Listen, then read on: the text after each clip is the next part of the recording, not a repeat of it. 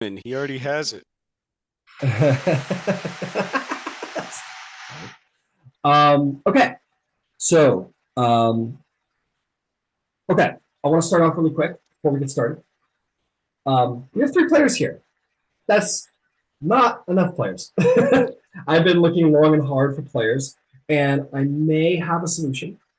My Spelljammer game also has 3 players, and that is same day, but earlier in the day.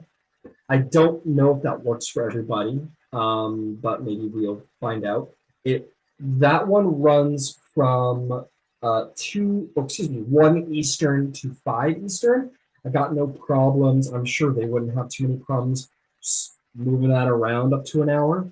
I mean, that's negotiable. But if it would be cool with you guys moving the time slot up to the morning, it would free up all of your Sunday nights. And we would have a full-fledged table, probably. They all seem pretty close to on board. No need to make a hard decision if that works for you or not works for you now. But yeah, let me know in the week if that works for you. But that would be a great way to get a nice solid 6 table going. So are they down with the Greek game?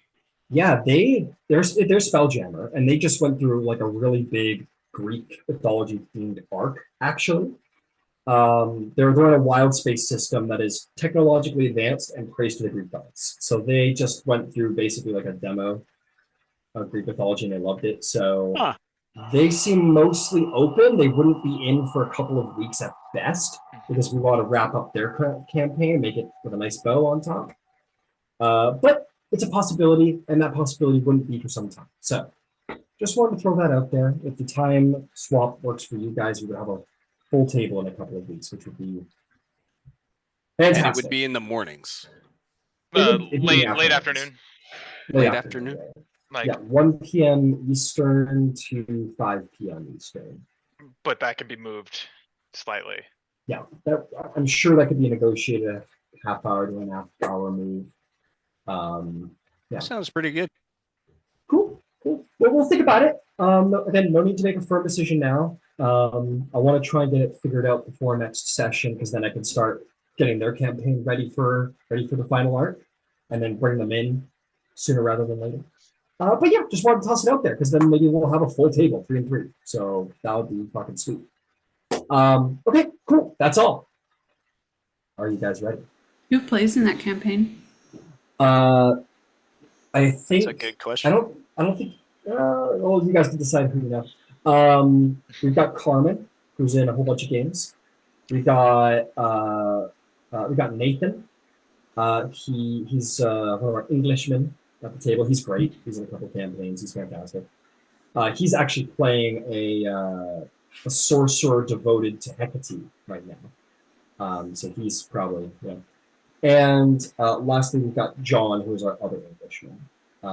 He isn't as many games as some other people. He came in at the end of the Feywild game.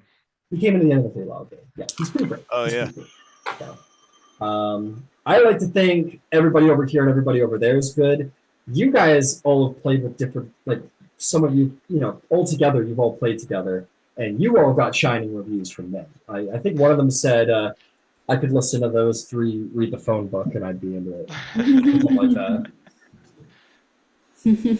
I'm curious who said that. That was Carmen. Yeah, I figured that. Oh, shucks.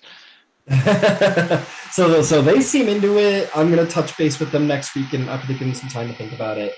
I encourage you guys to do the same because that could be pretty cool to have a full table.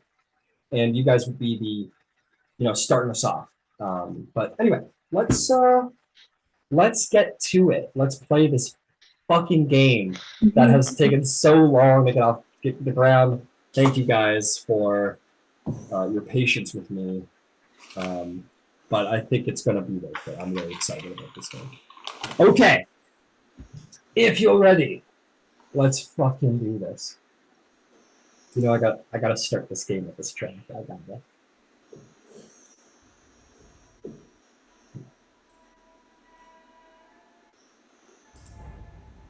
Yeah, now we started just sort of thing, right? Yeah, if anyone's seen the movie. So, the title of the song 32,000 years ago. Honestly, our game, though, probably starts way before that. Probably 35,000 years ago, if that. But you know what? It's not specific. You guys don't know that. Nobody knows that, because this is the beginning of civilization. This is the first cities, the first citadels, military. People have figured out spears. They figured out how to put metal on the end of sticks. They figured out how to strap metal to their body. They figured out how to put one brick on top of the other. And civilization is beginning to flourish.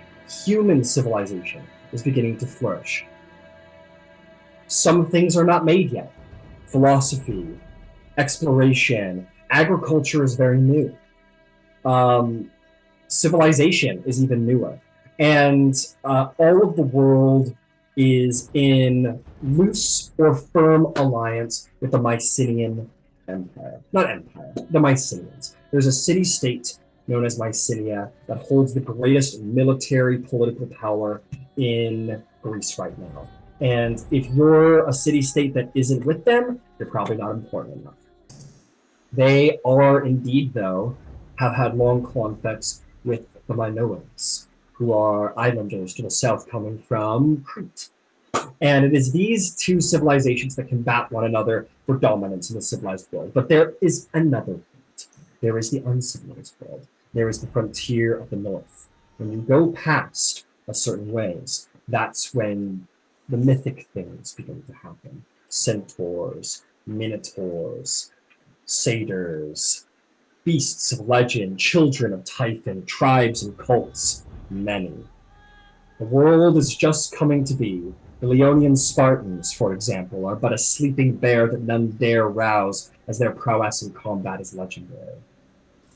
It is a time for heroes to be made for multiple reasons, and the greatest of which is this. The demigods have been summoned to Mount Olympus, personal invitation from Zeus, the great balancer of the universe, the Lord of Lightning, the Olympian master, the king of gods, and the father of gods. His most famous son to date, Perseus, the great slayer of the Medusa, the great slayer of many a foul beast, and the king of Argos, who has rescued the imprisoned princess Arcadia. His legend is spread far and wide across Greece. He has inspired not only mortals, but clearly immortal as well. And so Zeus has called a new age to have begun, the age of heroes. Each of you, in turn, due to your lineage, has been visited by none other than the great god Hermes, the messenger god. You have seen him, you have heard his words, and he has summoned you on invitation from Zeus to face the trials of travel across the land, to come to the base of Mount Olympus, climb to the very top, and if you could succeed against this most physical challenge, sorry, if you could succeed against this most daring physical challenge, not only to brave the cold mountain, the wilderness, the elements, but the dangers, the other demigods, if you can make it to the top, you will dine with the gods. But more importantly, you will be acknowledged by the gods. And with that acknowledgement, your heroism can begin, your legend can be written.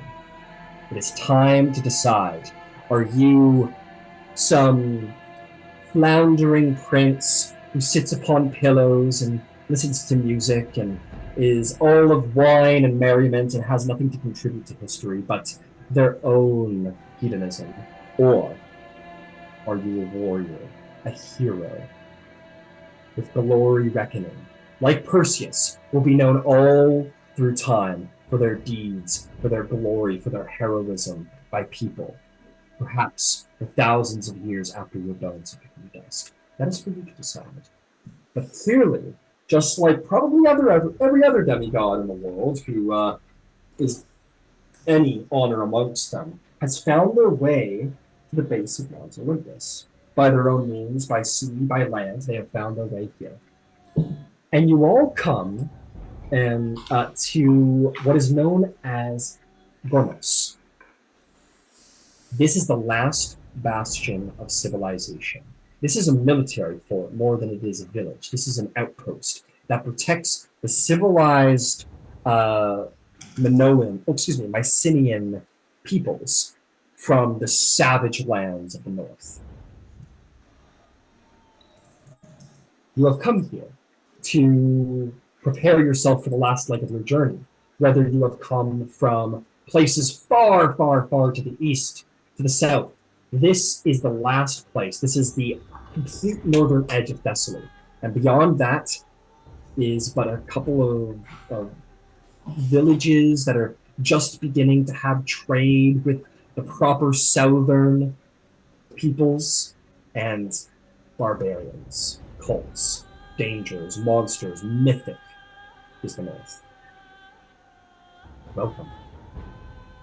What was that outpost? And that is where our story begins. What was that last part? Just welcome, and your story has begun here. What is the name of the outpost rat? Gonnos. Gonos. It is at the north of Thessaly. Gonos. And I will say, it is intentional that I'm not showing you a map, because there are no maps. There is no written history. There will not be in this campaign, unless you can find someone who has made a map, or you would like to make a map. There's the only ways you're finding a map in this game. As far as you know, you're in the north of Thessaly, and you have the context of your travels that brought you here. Welcome.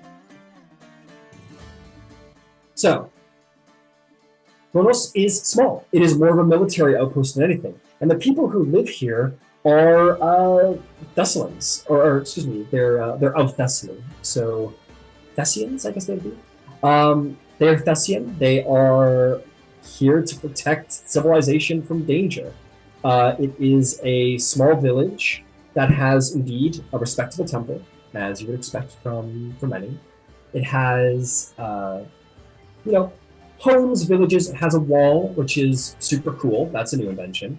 And it's got a fort. And it has everything one might need to survive here, but this is very much like a ranger's outpost. This is where you come to supply, share news of, important landmarks for travel to return back here one time, trading in skins and fur. This is the passage between the north and south, and you might learn something here that might save you. You might even meet other demigods who have answered the call of Zeus. So, let's roll a dice and see who comes. Let's roll it again because it fell off the table. Ryan, there isn't a polearm weapon that uses dex, right? If it's thrown, it uses dex. Any thrown, you can use dex or strength interchangeably. But if you're using it in melee, it's got to be strength. But if you're throwing it, it's dex or strength. Interesting. Well, I'll find that d6 later. Our story begins with one known as Romulus. Now, Romulus, it is up to you where you have traveled from, but you have received a message of promise. You are young, you are capable, you are strong, and you have the blood of gods in your veins. It's time to make good on that promise. What do you look like? And where are you here in Gonos? Where do we zoom? Where do we pan in? What window do we come through to see you? Or are you coming up the road? It's entirely up to you. What are you doing, and what do you look like?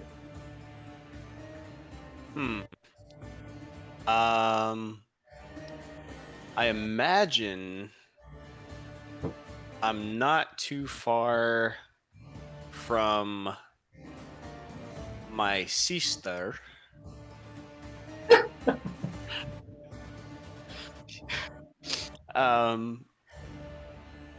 I guess. I mean, is there kind of like a chill spot? You know what I mean? Yeah, there'll be like a small agora. An agora is essentially just like It's where everyone comes to hang out around town. It's where people socialize, drink, talk about news. Very small, but it would be like the town center, essentially. Okay. There's no internet, so this is what people do all day. They go to the Agora, they talk, they socialize. The Starbucks. Yeah. Yeah, basically. I think as the camera kind of pans over the rooftops of Gonos, that's right. That's right. It'll kind of zoom in on a. Hold on. I wrote down what he looks like. It would come down on a very not beautiful man, but almost a man likened to that of the statuesque statues that would be made of this era. And his hair is short and golden as it flows in the. It looked like we were in mountains, or in kind of like a mountainous region. Yes. To be clear, this Kronos is built in the pass that separates Thessaly from the northern frontier. So this is absolutely like, again, it's in the pass, so it is kind of a lowland fort, but it is in the mountains. Yes. Okay. Yeah, he'll be raking his hand through his hair as he tries to keep it submitted, and his skin is a fair olive tone. His eyes, amber. His musculature is quite well defined, and he stands at around 6'5", but he doesn't take a lot of space, if that makes sense. While he doesn't look malnourished by any means, he is a man who has definitely practiced his hand and his muscles in fair preparation. He's probably isn't too much older than late teens, probably 18 at most. And he seems to have with him a bag, non-ornate. He wears the usual robes of the time, and as he sips water from his kylix, he just seems to be watching, looking around at all the people, and he seems to have an air of trying to understand those around him and their intentions. So, what's the hair color? Sorry? Golden. Got it. So, a rather unusual sight, but not one unexpected for this call. Most Greeks are tan skin, with varying colors of eyes and usually sort of darkish brownish hair is the usual thing. But for one touched by the gods, blessed by the gods, it is not unusual to have such much more fair skin tones, coloration, to be tall, lithe, but strong, to have golden eyes and golden hair, all mark you to be beyond a basic mortal, and this mark has carried with you all your life. People have known there's something more to you, something more than just mortal. You stand out in a way that no one can seem to justify other than divine lineage. And that is exactly what you are. You are the picture of demigod, of youth and demigod prowess, untapped potential, prepared to make itself known throughout the legends and throughout the glories of the gods. And it's you said you were walking with your sister, yes? Yes. All right. And if I'm not mistaken, this is a fairly recent development. If I'm not mistaken, between you two, this secret that you are hanging out together now. Yeah, I guess. Been apart for some time. Sure, yeah. I might be wrong. I don't know. No, I think this would be news for Vasaliki. She wouldn't have known of a brother leaving home. So Okay, so let's play into that then. So, Romulus, here's what we're Yeah, missing. I didn't get a whole lot of information from Sariah as far as what her character looks like and her name and stuff like that. Yeah. So And we're going to find out, but here is what we will say to play into that, Romulus. You know of your sister, and you have very kindly decided to share the road with this individual. And perhaps time is coming to reveal it, but maybe not. We shall see. But you are sharing the road quite kindly with perhaps the most imposing woman that anyone has ever met. Sariah, would you like to?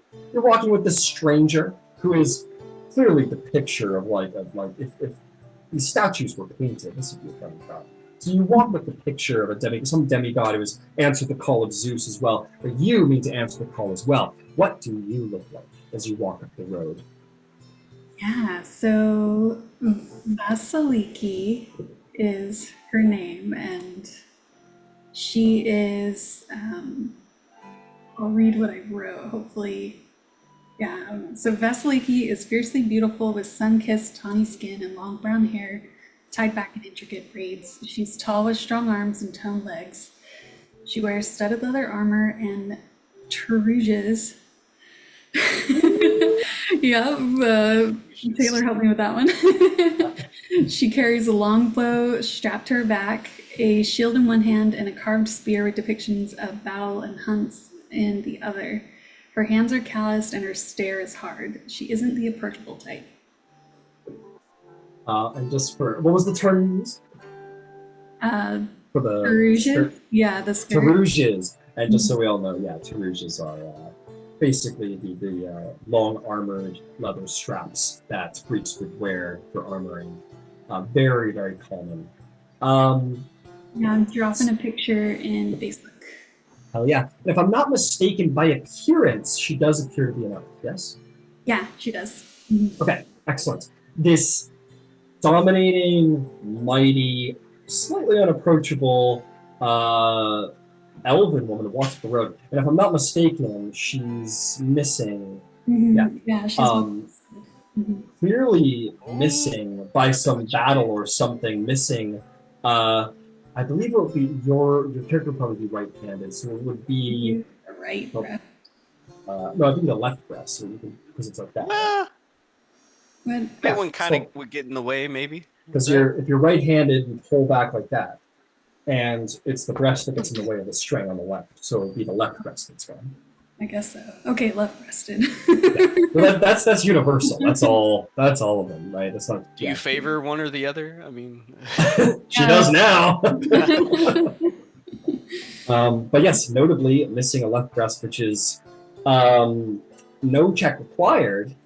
The myths in the story, sure, why not? But Romulus, you know this because you saw her. A woman missing, a warrior woman at that, a warrior elven woman at that, missing a left breast, is unmistakably an Amazon, one of the dangerous warrior women of the East, legendary across Greece as barbaric, savage, deadly warrioresses, who are sure to murder, loot, steal as they are to make a friend of you. They're unpredictable and dangerous creatures. We needed that, Ben. good because I said Oh, yeah. savages. So we bring it in there. We will say it was only but moments ago. No, you've been traveling up the road and you just come to the settlement. Maybe we say like you bumped into each other this morning, and this gentleman, or not, there are no gentlemen. This is Greece. There's no gentleman. This perhaps demigod has offered to share the road with you, and as strong as anyone is, there's strength in numbers. And you guys decide to share the road because you're going in the same direction. And it's been a couple hours now of traveling on the road, and to your relief, Bornos begins to appear in front of you, and you know that you are very close to the mountain. And true to the picture that I have posted, if you look in the background, Mount Olympus can be seen. Your travels are nearing their end, or at least nearing their beginning. Mm. So, you approach this fort, you are together, Mount Olympus in the back, the excitement of glory begins to bubble up, but you're sharing the road, so please, perhaps what might you talk about? So, do Romulus and I'm just curious, not that like she'd make the connection right away, but like, is there anything that Vasaliki and Romulus like physically have in common, like appearance-wise, like the same chin or nose, or I don't know. Well, Romulus is a man. Yeah. Well, he's an elven man at that. Sorry, so he's not a man. He is a he-elf. He is a male. He's a male elf.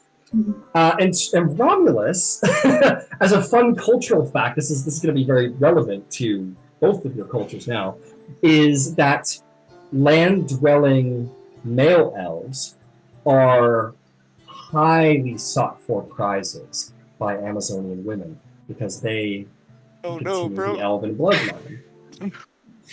They are highly sought after, individuals who can help create the next, any respectable Amazon would settle for nothing less than either a mighty demigod or an elven man to create the next generation of Amazonian warrioresses. So, what do they do for a mixture of both?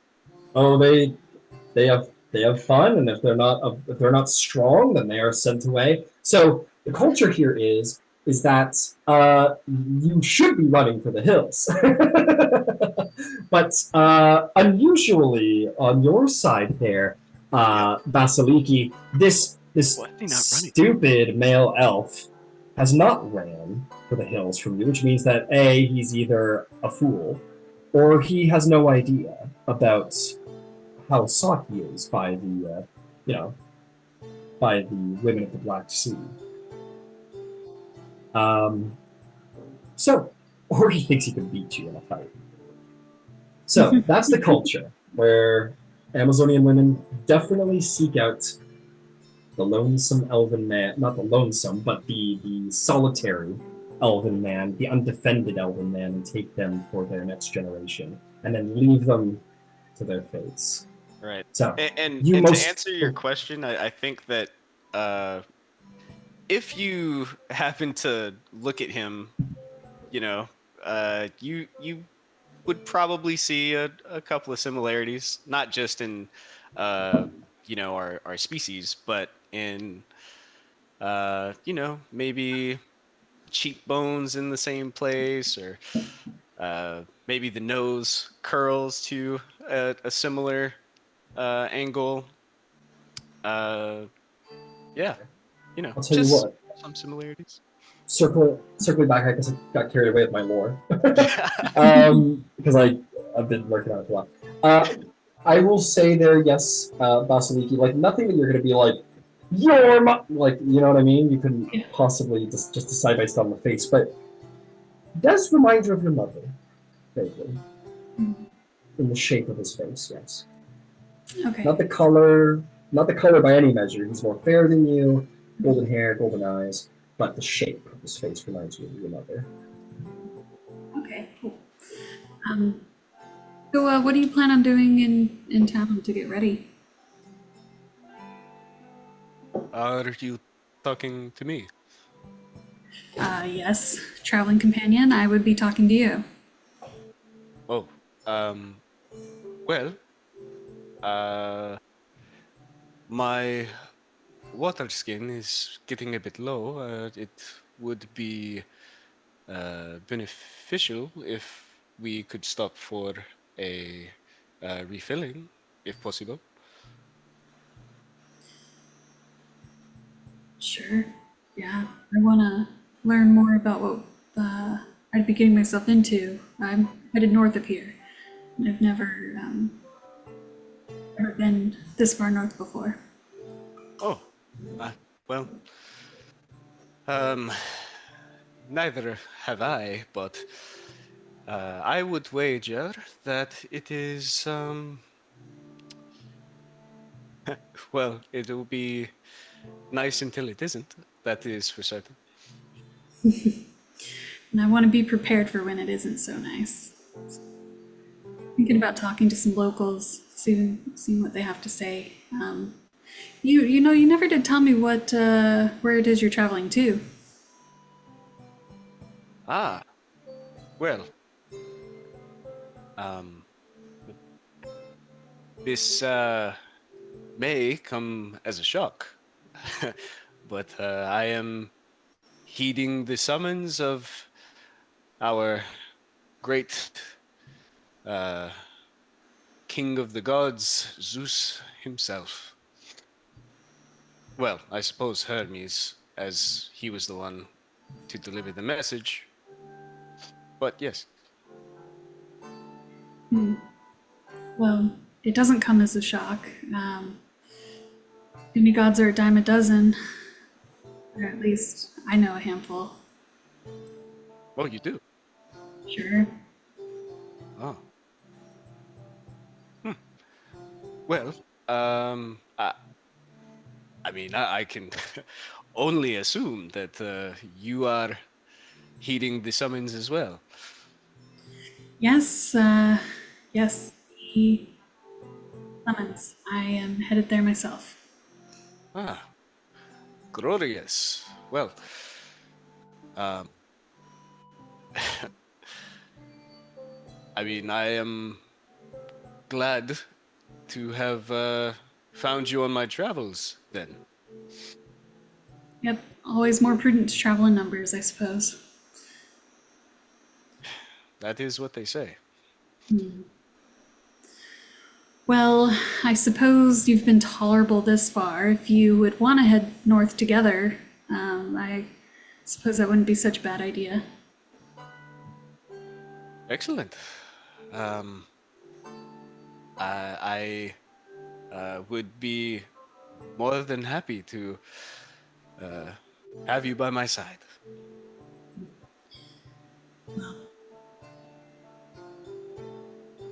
I think it'll make a good strategic alliance. She kind of forces a smile. That looks Oh like it man. hurts. I know. Yeah, this visible pain It on looks painful. Vasaliki. Oh, man. Well, um, are we almost to the city by now, or? Yeah, I'll say that you guys approach the gates at this point, to where you see two hoplites, which are, Greek warriors, standard Greek warriors, not dissimilarly armored as you are, Vasaliki. Helmet, spear, shield, short sword. That is kind of what it is. Breastplate. That's the armor. That's the situation. And these two men see you approach. Vasaliki, I want you to roll me an intimidation check, just for fun. And I'm going to give you advantage because you clearly have an elven pleasure slave with you,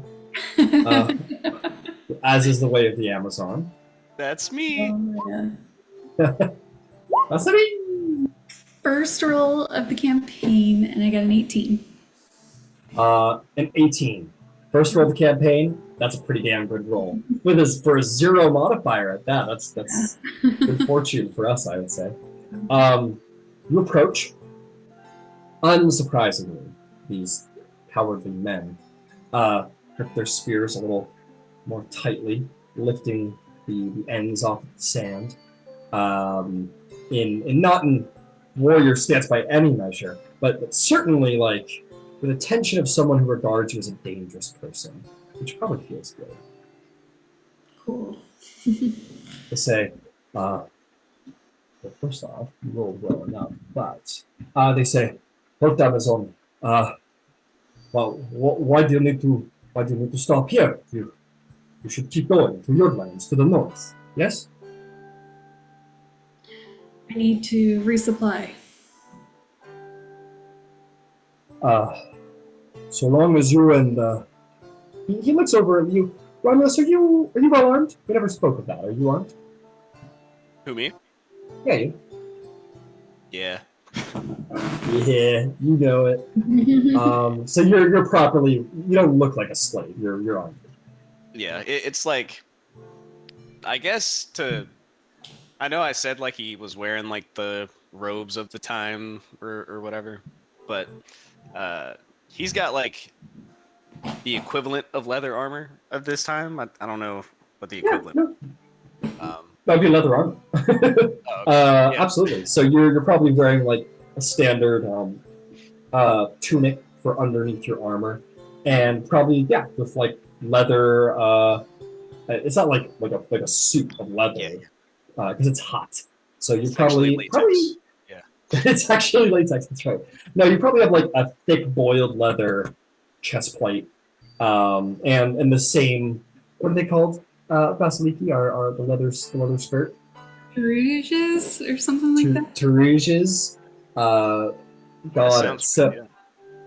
I'm just gonna call it a battle skirt because I'm not gonna remember that. You have the Greek battle skirt, hard boiled leather chest plate, and then whatever arms and armor you possess as well. So they will look at you, note that you don't look like a slave, despite your culture here. And he says, all right, just don't start any trouble. Enjoy your time in Kunos, but when the time comes, be on your way. I'm sure you want to get back to your people. Sure. This is a human man? This is a human man. Yeah. Yeah, she'll, Thank you for your kindness. she'll walk on. You walk on by. They give you like a little nod, Romulus, as they're probably the most exciting thing that's come through here all day. All the two of you, a very interesting duo you are. And you enter in, and as previously described, it's small, but it suits what you need. It is especially built for resupply. So there are, modest inns to sleep in, definitely some taverna if you want to get a drink, many places to resupply adventuring, smithy. Of course, there's a temple. By its design, it seems to be sort of like an all gods temple. It doesn't seem to dedicate to a singular god. And like I said, a stone fort for military purposes. And as you guys are deciding what to do, I think our next player is going to decide where it is you go first, because he's about. So, Candybus, welcome. My question to you is, where are you? What are you doing? And what are you looking at?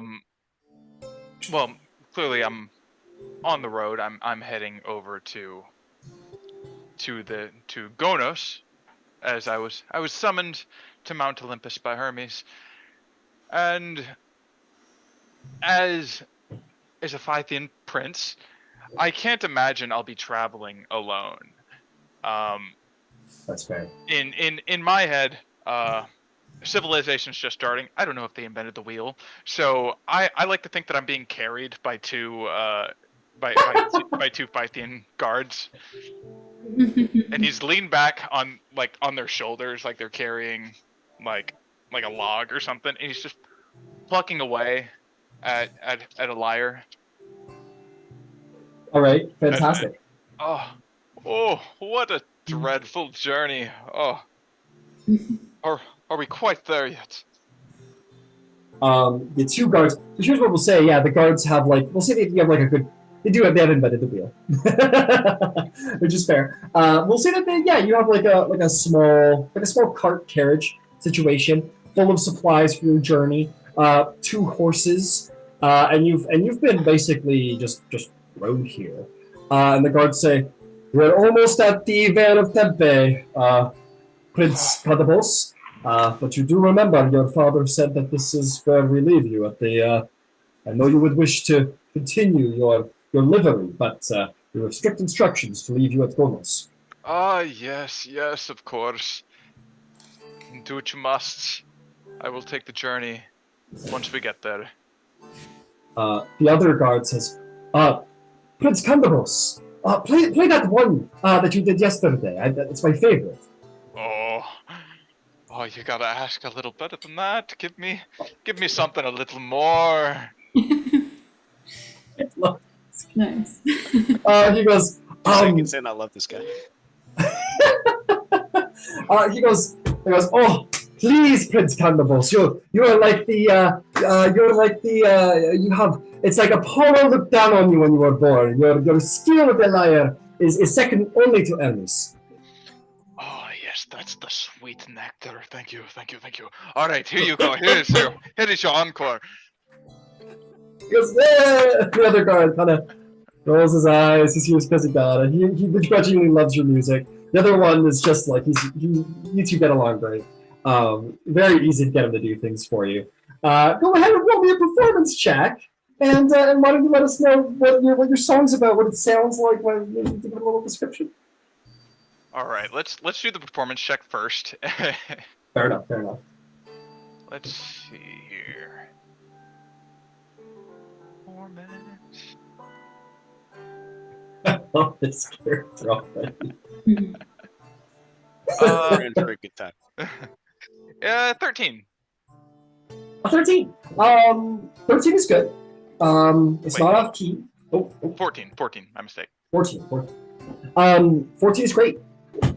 It's, you're not. This is no Song of the Gods. This is no grand, this is bringing out everybody in the world. But it is a very pleasant tune. It's not off key. You don't miss any notes or anything. It's easy to play, pleasant to play. And like, you're kind of laid back in the car. You're enjoying your time. And true to your sort of laid back nature, the song is beautiful. But it's you're not performing Dream On for the first time. No. It's more of a love song about, say my most recent conquest. Of course, for the last town. Incredible. You play this love song about your past lover. Tell us about this past lover in this song you're singing. What is it just the lyre, or is there lyrics? I think that might describe your love or your conquest. Yeah, there would be lyrics, and it's describing this this great lover in this one night of passion with this mysterious stranger who I never got their name. Oh, of course. And your friend the guard, I could give them names, definitely, but he applauds you. He goes, yeah, you have such a way with words. You have such a way of words with my prince. A way of words and a way with my fingers. And the guy, "Oh, Prince Candybus, you are the most dangerous of your siblings." The other one definitely was bobbing his head to your song, and you get that satisfaction of you don't want it, but you love it. So I'll give you their names. Cassos is your fanboy here, guardsman, or just because there's no title, it's just Cassos. And the other guard who's a little bit more of a senior, a little bit more dutiful. His name is Jennifer. Gnipho. Jennifer. Oh, Jennifer, I see you tapping your foot and shaking your backside. Don't act like you don't like this. Prince Candybus, please do not. Oh God, yes. You have a. Because it was. Oh no, gods, no, we're here. Oh, how terrible! Koso supposes, oh, do you mean that the mountain is at least a mile off? We have a time for one more song, don't you think, Jennifer? And he goes, I suppose if the prince wants to. Oh, I'm going to be exhausted by the time I hit Gonos. But fine, I will indulge.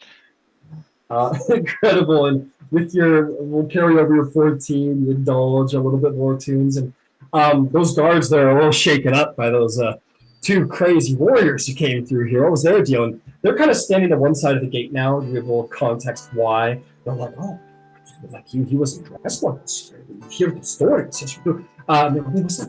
What's that sound I hear? Approaching the village, approaching the fort. And they turn and look down the road, and they see a pair of healthy draft horses carrying along a carriage with two guards wearing the livery, wearing the colors of some island they've never heard of, probably. And outstepping from the back is the glorious Prince Candybus. And they kind of approach the cart, and they say, "Oh, welcome. Who might you all be? You're not trying to go north, are you? Only the craziest merchants go north to trade with the Macedonians." My lovely caravan here is heading back to Phipia, but I am heading north. I have been summoned. Oh, I see. Well, welcome to you, I suppose. Are you? Who are you? You must tell us who you are. We are. If you have to guard the gate, of course. And they nod at each other. We know they want the goss.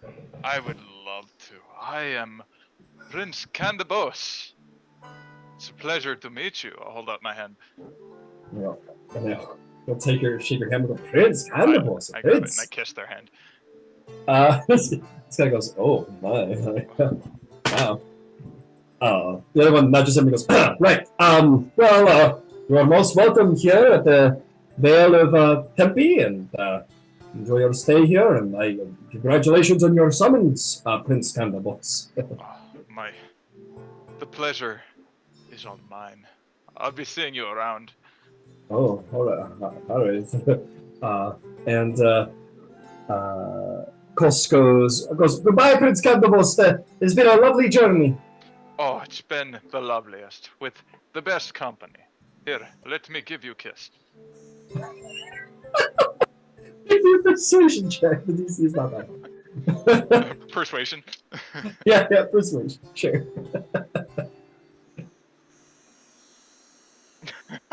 Let me give you a kiss. 11. 11? Yeah. You're like, okay, fine. How's this? How do you kiss him? It's like no tongue, but It's like a quick passionate kiss, perhaps. Yeah, like a quick one, just a wet one. Yeah, let's say there's a way to do it. Yeah, you're like, "Let me give you a kiss," and he's like, "Okay." You know the look in his eye. Here. Of course. And you give him a little wet kiss. It's you don't like tip him over or nothing, but you place a solid kiss on him that leaves him a little starstruck. How about you, Jonathan? You want some? For a 10? Afraid not. Missing out. I by the look of my companion's face, something tells me you're right, but be safe, my prince. Be safe. You'll be safe. You stay alive, because I'll be back. You owe me one. Really? All right. Yes, we owe you one. Sure. I will. Yep. All right. Kos, come on, Kos. Yes. Oh, right. Just. All right. And they wave goodbye. Be like, "We will tell the king you made it safely. You must honor your father and return once you have dined with Zeus and drank all of his ale. I mean, wine." And they begin to head up the road, waving as they go. As they begin to, I don't know why I'm saying they're leaving immediately. It's been a long voyage. They're like, "Well," starstruck, getting focused. "Well, I think it would be prudent if we stayed in the supplied before the journey back. Wouldn't you say, Kos?" Oh, right, yes, of course. Or returning back. Oh, I knew you couldn't stay away from me for long. He like rolls his eyes and goes, all right, Prince Charming, come on. And they walk in, and the two soldiers kind of wave as you go in, and they kind of start gossiping about you. You know the look. And you enter. Let's see.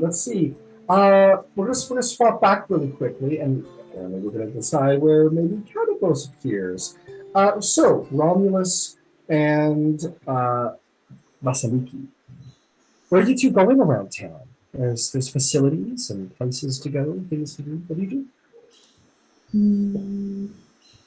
Well, I wanted to try to find information about the North. So I'd probably head to where people are gathered, wherever that might be. Absolutely. And you guys did say you wanted to go to like the Agora area, which would be near the Taverna, of course. Be near where like there's lots of food stalls. You walk in to see that the temple's over there. There is barracks over there. There's Taverna, an open air Taverna where people are getting some drinks. People have stalls where they're selling crafts of wine. It's very full, and people, mostly soldiery looking types. No one here seems to be older than like mid-20s.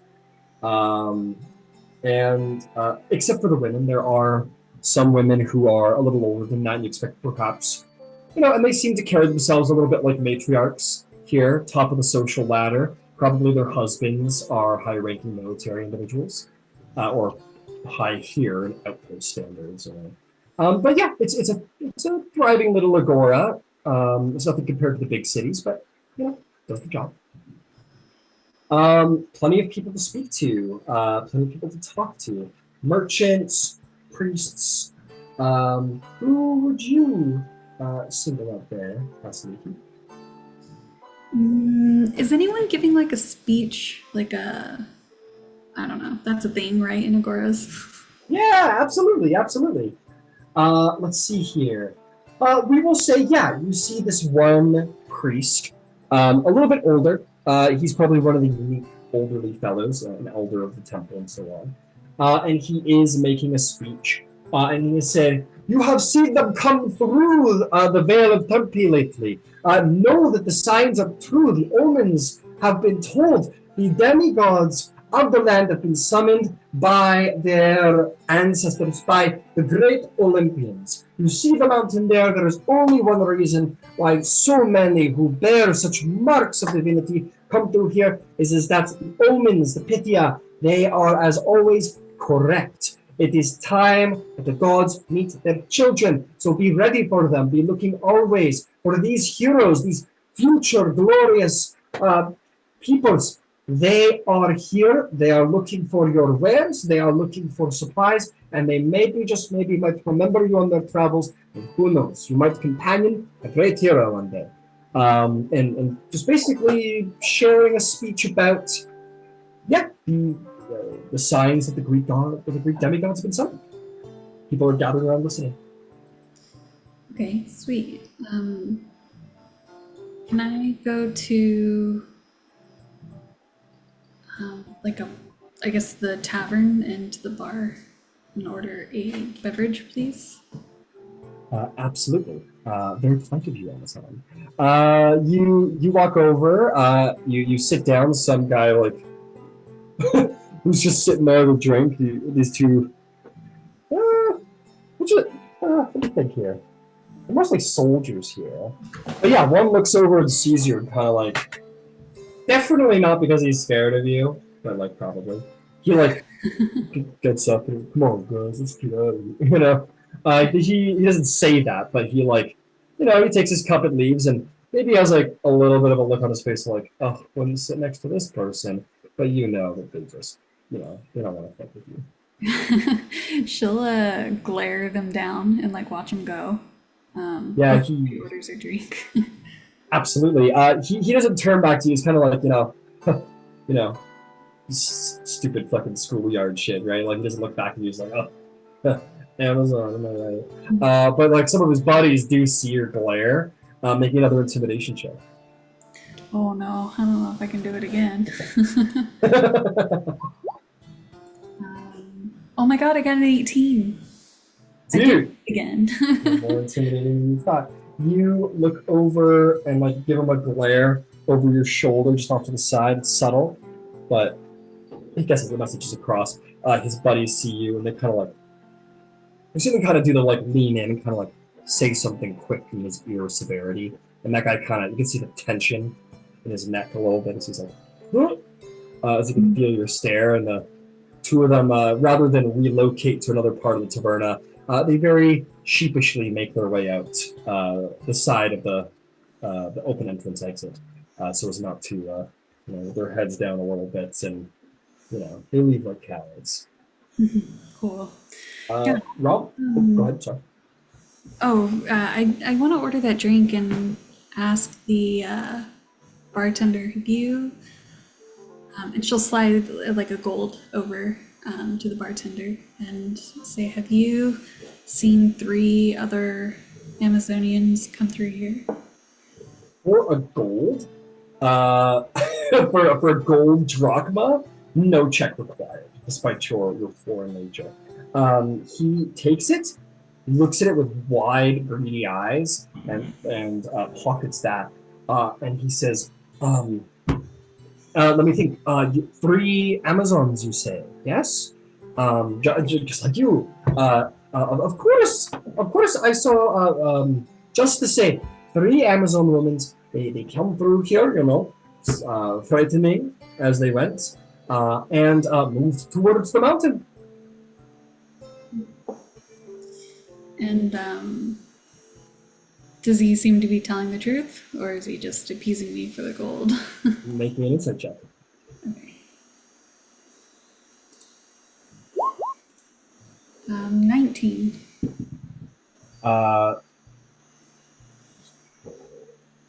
He looks. You don't trust it.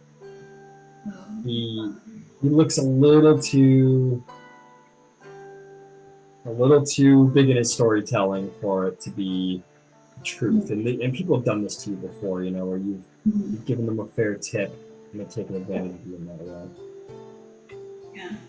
Oh, so you wouldn't have any issues describing what they looked like, right? No, not at all. They were all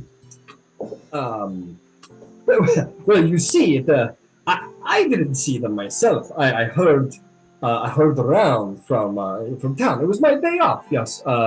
When they came through, I don't even know what they. Listen, I've heard of many mighty people coming through town. Any one of them could have been Amazons, She'll take the drink and roll her eyes at him and walk away. He breathes a sigh of relief as you don't skewer him on the spot as you might have expected you to do.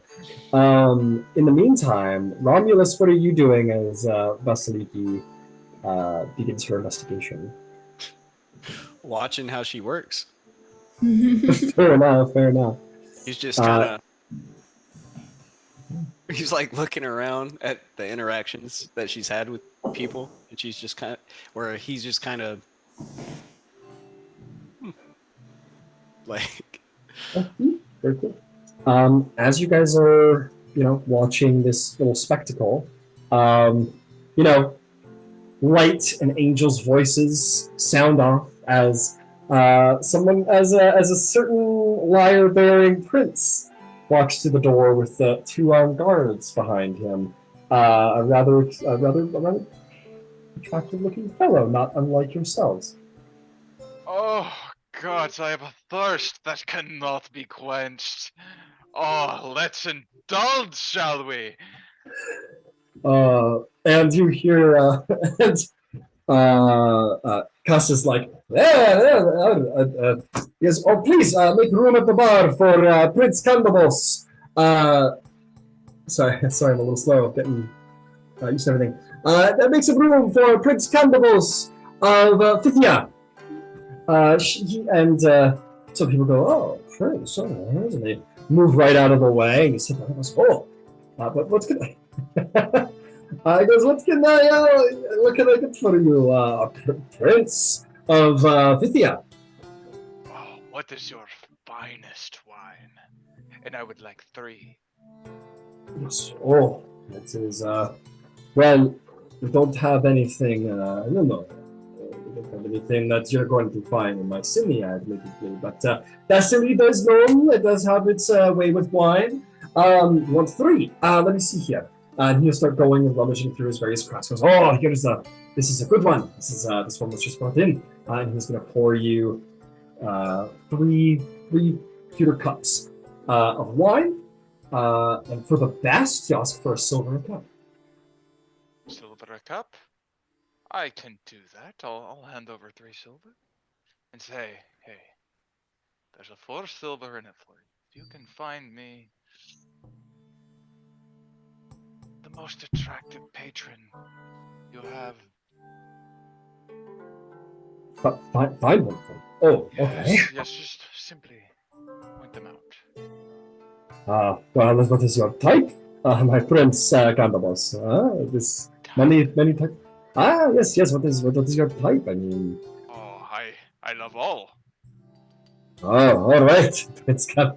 Excuse me. I'll tell you what. I'll go look around the bar and see if I can find someone that I think would meet your standard. All right. I appreciate that. Thank you. There you go. And the bartender will go off.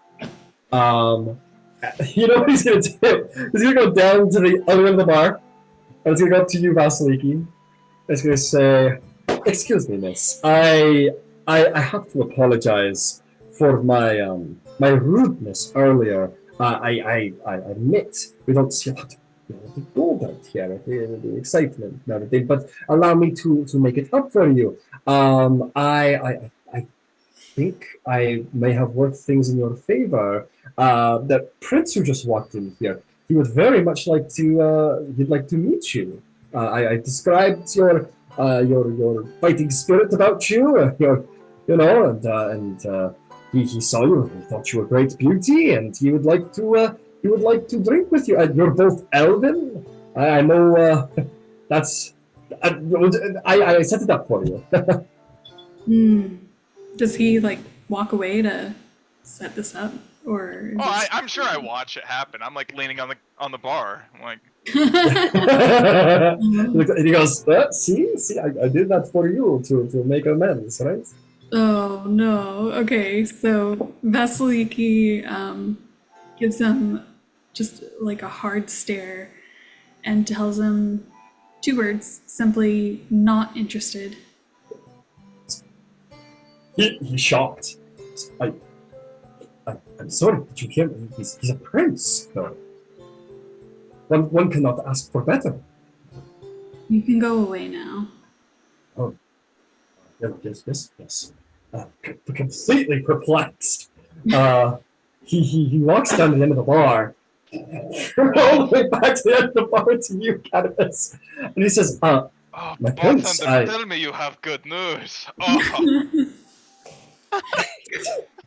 This is an awkward thing. He goes, my prince, the impossible has happened. You're beautiful, and you are a prince, and you are he gestures down to the bar at the person you saw him with. He says, she was not interested to meet you, someone of your standard and youth. It is a quandary for Athena. Oh, I like when my heart begins. Yes. Oh my god. Incredible. He's still perplexed by Vasaliki's denial of wanting to talk to an elven prince. It just doesn't make any sense. And but he looks happy to see that you're not disappointed and pissed off. And he goes, oh, excellent.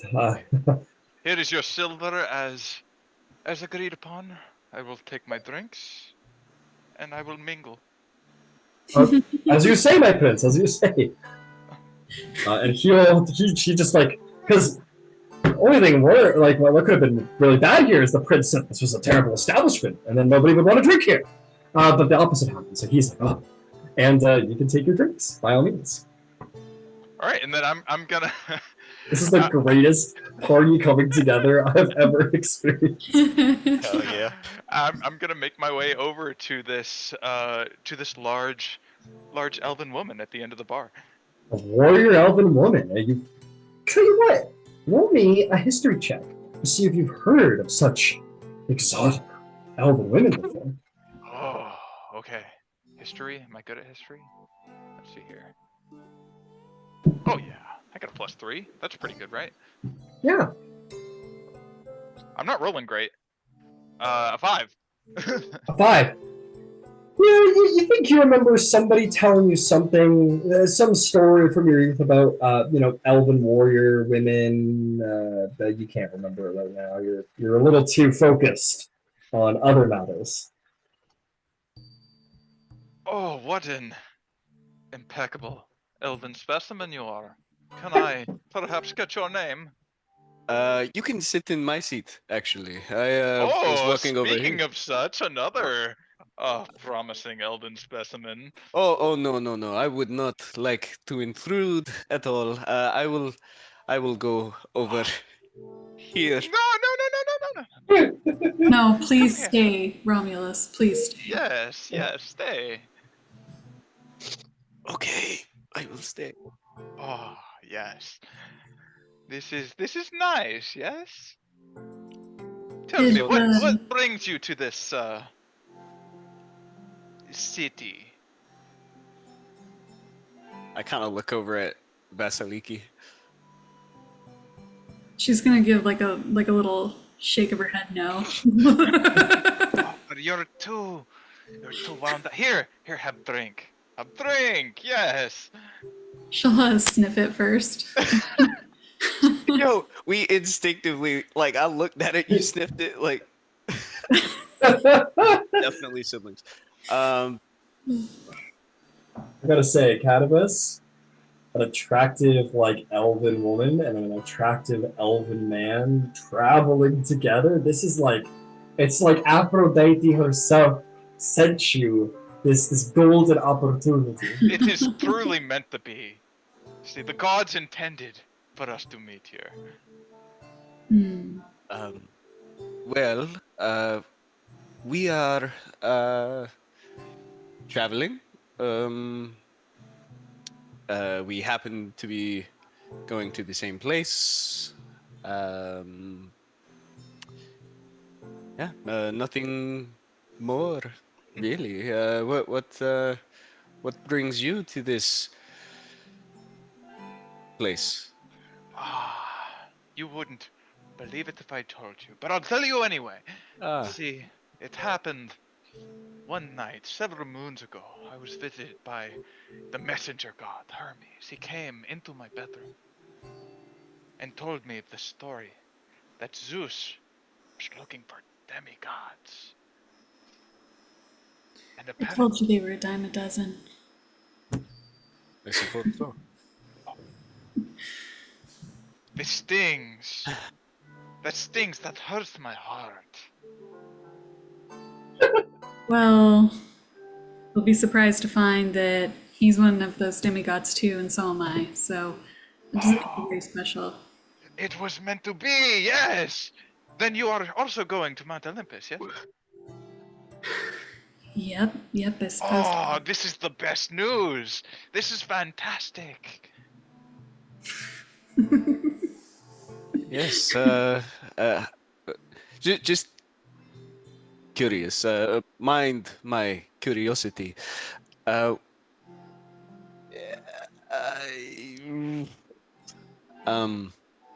Yes. Is it great news because you plan on following? I mean, coming with us? Well, if we're all heading to the same place, that's why you two are traveling together, yes?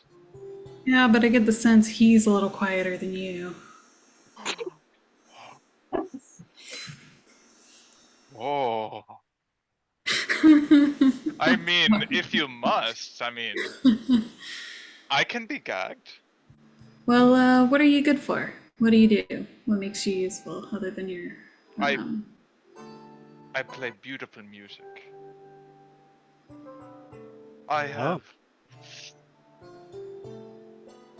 a taste for the finer things. I like beauty. I like art. hmm. May I mhm. may I play you a song? No, pull out his lyre. Perhaps my company will not be too much of a bother. I suppose some music would be fine. Here. This is a song that I wrote about two lover soldiers who fought to the death over me before I left to scale Mount Olympus. This story just happened. This is not a fable, or Oh no, yes, it was beautiful. It was violent, but it was so beautiful to watch their passion take over. how entrancing.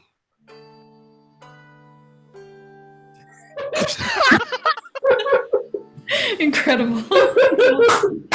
I'm giving you another Fuck- inspiration, Fucking but physical RP for me. another physical roleplay. Tell you what we performance check to see. All right, I might just use my inspiration for it if I keep rolling bad.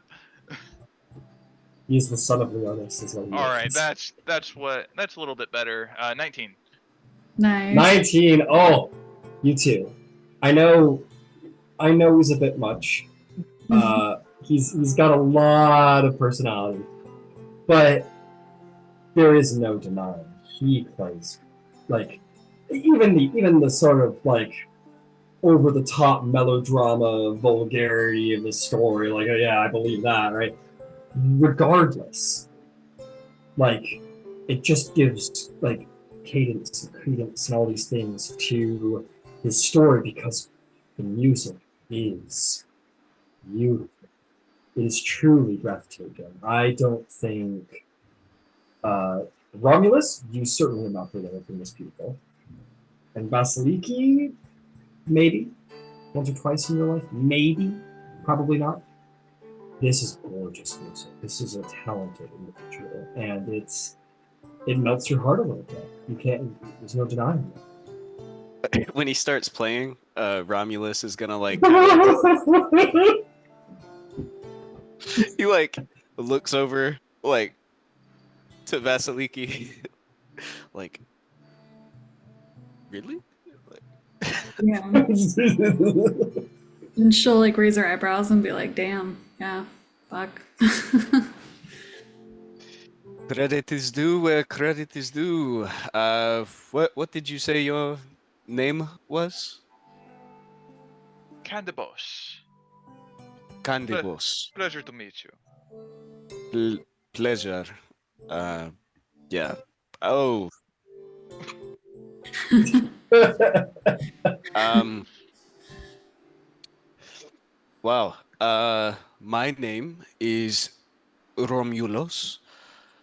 Uh, and I kind of look at Vasiliki like, do you mind if I tell him your name?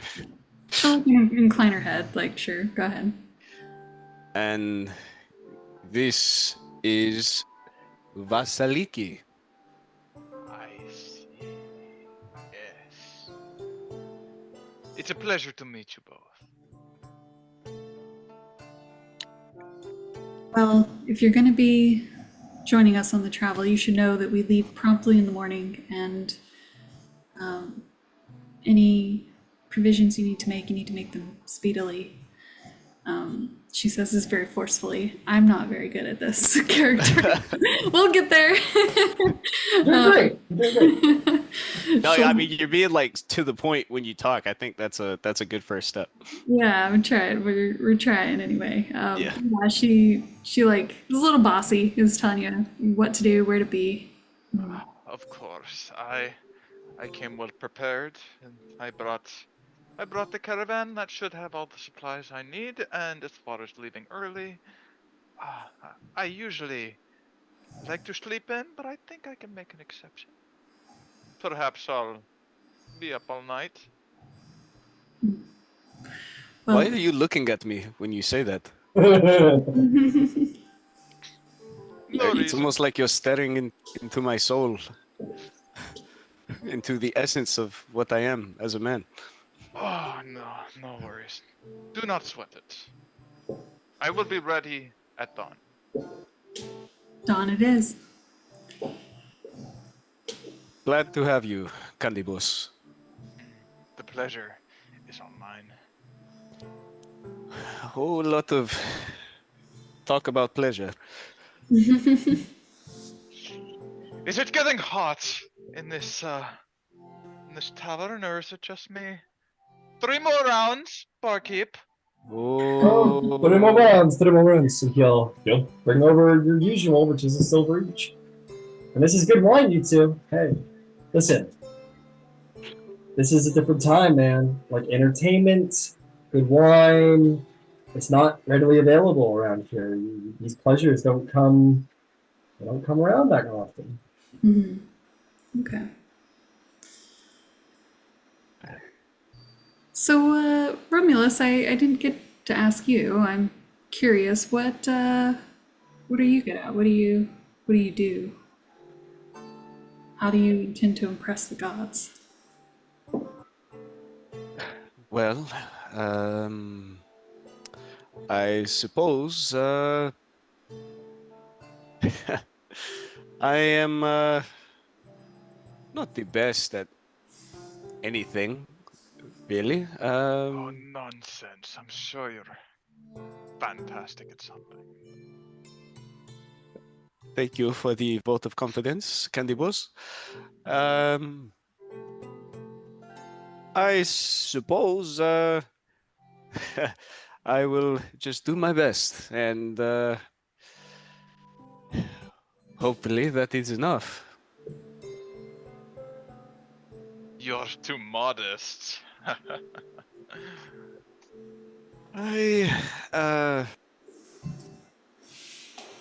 I am just knowledgeable in my abilities.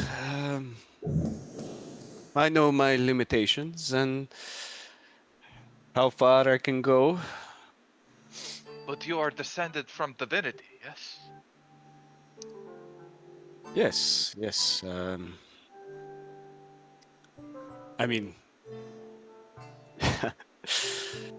I mean, we all are, and I can certainly tell that we are definitely cut from different swaths of cloth.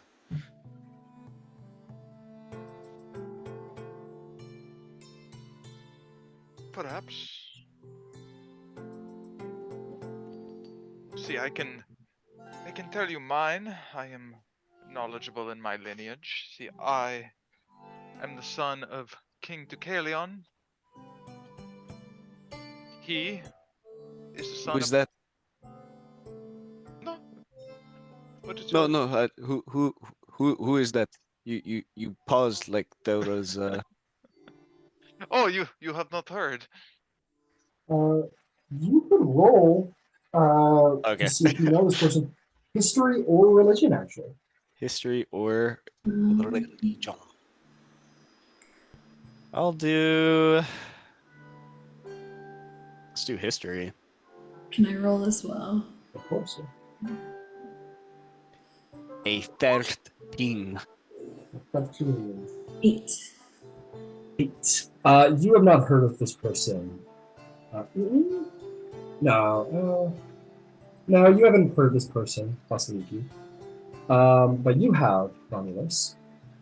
You have indeed heard of the great king Dusalion. Dusalion. Dusalion. And he is one of the handful of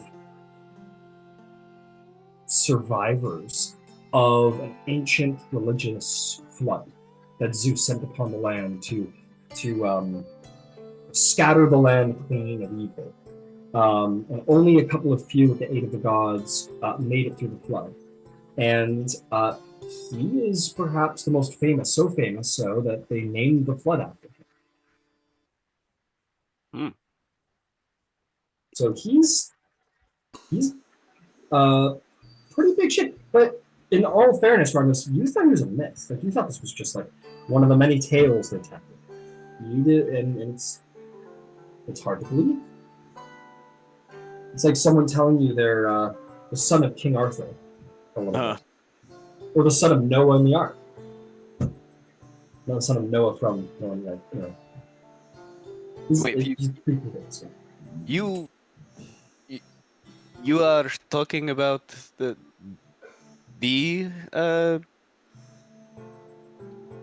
what was his name again?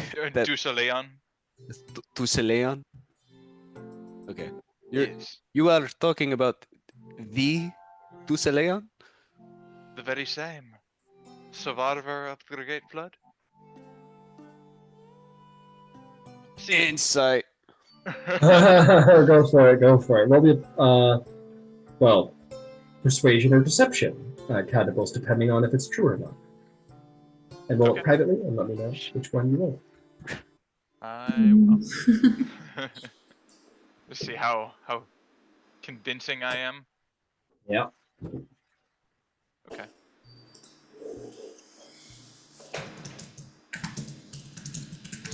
Sending it right now. I'm so curious how this Greek accent is gonna evolve over the course of this campaign. You're doing a really good job. You both doing a really good job. I'm trying real Understood. What did you roll? Romulos. hard. A whopping 3. You're pretty convinced. Shit. Or he's pretty convincing. I put it that way. Because mm, I'm trying to play insights better. So he sounds honest. He sounds trustworthy. okay. Sorry. Please, continue. Yes, the very same. And I will tell you this little tidbit of knowledge. He did not survive this flood on his own. He had help from the divinity, and that divinity was his own father. You may know him as the Titan Prometheus. Prometheus.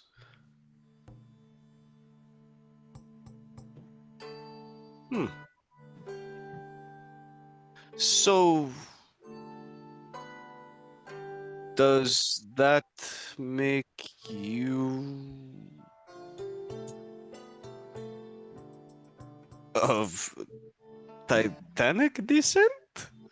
I mean, are all the gods not of Titanic descent? I, yes. I would imagine of it's a different thing, but Yeah, the Titans are a bunch of traitors, for one. what she said. Nonsense. Prometheus helped the Olympians overthrow the Titans. It was just his love to aid the mortals that led to his incarceration. Yeah, maybe he's where he belongs. Perhaps, maybe. She's doing so good. So proud. Perhaps. Well,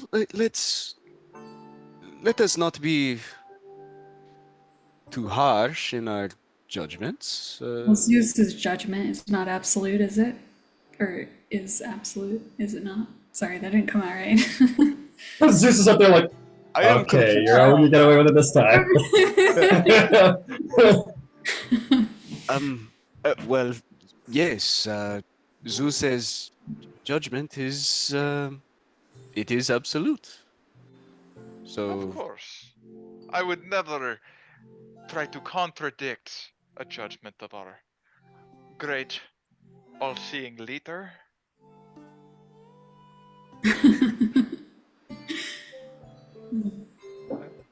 All I am trying to convey is I am both of divine descent, and I have a feel a very personal connection to the mortal peoples in these lands. As you should. We are but mortal beings walking this plane, no? And that is a beautiful thing. Quite poetic, Candybus. I also write poetry in my spare time. You don't say. What do you not do?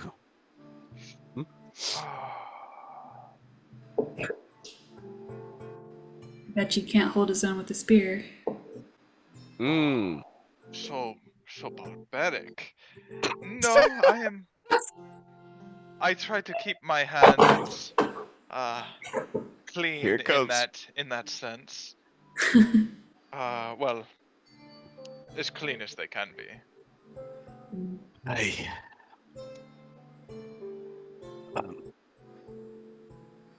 Well, But I have other ways of navigating conflict. hmm. You'll hear the saying, all is fair in love and war.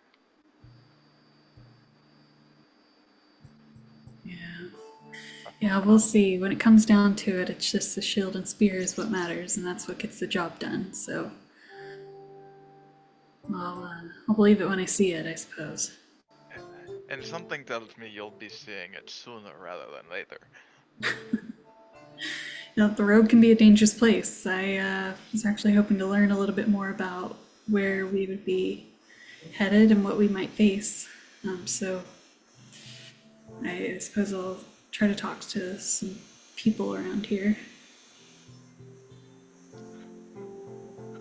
Or, actually, since you are so charismatic and engaging, Oh, why I'm don't, charismatic now. Oh, you flatter me. why don't you see what you can find out? Oh, of course. I mean, I've met but one person here aside from the guard guarding the front gate, and this person is the bartender that led me to you. So perhaps he can lead me to my next contact. Oh, bartender! She'll mutter something about being useless under her breath. Bartender being useless. Yep. Bartender comes over. And he says, "Yes, yes, my prince. Are you enjoying the? Are you enjoying the wine?" Oh, I only enjoy. So tell me about this town. Tell me what interesting happenings have here. I'm sure you have some gossip. Oh, Feed me. absolutely. Of course. Let's see. Things usually aren't. Well, actually, things can be a little exciting around here. Like I said, this is the fourth that guards the pass of Tempe, which is the difference between the barbarians up in the north and the villages down in the south. And the most we usually see are either guard rotations from the military of Thessaly or crazy traitors who dare to travel the frontier lands to go to the Macedonians and make trade with them. But recently, all manner of warrior and beautiful people, and even a couple of rather monstrous-looking individuals have come through here on the way to the mountain. As the priests and acolytes say, the time of heroes has come, and warriors such as yourselves, it seems, are gathering to climb the mountain. And it has been a very exciting past month or two. Are there any people planning on traveling this mountain here currently, besides, present company? None that are present as far as I know, but I can tell you this, that there was one person who left just yesterday, and he was very very exciting individual. He had the most amazing creature with him. It was, I believe it was like some kind of bird, horse, or something of the like. It was truly magnificent. A bird horse. Yes. I believe his name is. He said his name was Bellerophon, and he boasted about killing this monster with 3 heads: one a lion, one a ram, and one a some kind of a monster. And yes, and he rode around on his. No, he. I heard. I didn't see the mount, but some say that it was some type of bird. Others say that it was a beautiful horse with wings called a Pegasus. It was he was quite the individual. He looked like he had seen many battles. A very imposing individual. Then perhaps we'll see him at the top of the mountain when we get there. Oh, I Presumably, wouldn't be. he'll get there before we do. He has this airborne bird horse. I imagine so. I imagine very convenient to have a flying horse to get to the top of a mountain. I wonder if the gods will look favorably upon that. Yeah, I mean, we were told to make the journey on our own accord, unless this bird horse is demigod himself. Oh, I doubt it, but I mean, stranger things have happened in the stories, haven't they? But I believe some of the priests scolded him for making use of this bird horse, but he told them they were fools and that he was going to make it to the top, and nobody was going to stop him. He looked like quite the warrior. Maybe the next Perseus. Well, I'm sure the final answer will be when he speaks to Zeus himself. I suppose so. Perhaps we'll see him at the top. Tell him I said hello. I will. By the way, can I get your name? I've just been calling you Barkeep. It feels so impersonal. Oh, of course. My name is Christos. Christos. I will remember you, Christos. You've been great help. Oh, thank you for saying so. Thank you for saying so. He's really at work. This is almost natural for him, no? Yep, he does have a particular skill set.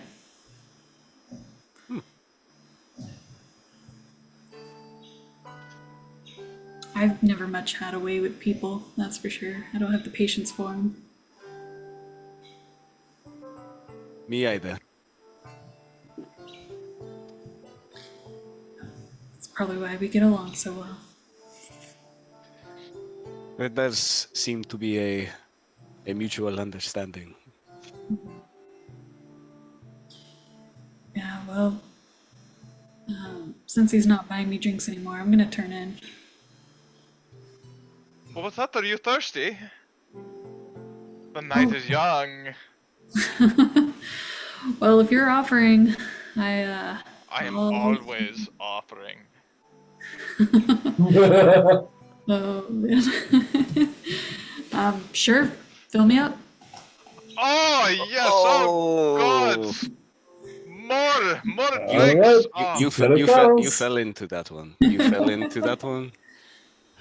Here it comes. But yes, all manner of kings and heroes have come through lately. But you know what? I'll tell you what. I heard. I never saw this person, and I don't know if I believe it myself. But I heard a rumor around town that I was off that day. But they say that this prince came through, much like yourself, Prince Candybus. But they say that he was one of the you hear of them, the Leonian Spartans. They say that he's a Leonian Spartan prince. He was 8 feet tall. He had the mane of a great lion. He had the muscles of Zeus himself. They say that he was was a dangerous monster of a creature, but most charming when he was spoken to. Surprisingly good with words, for his bestial form. And he said he was going to climb that mountain. And so, and that's what I hear as the rumor. Oh. Oh. Oh, oh, wow. Uh, well, anyway, enjoy your drinks. I got to go help someone over there.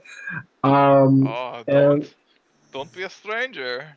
I won't. You keep that silver coming. I will be down this side of the table all night.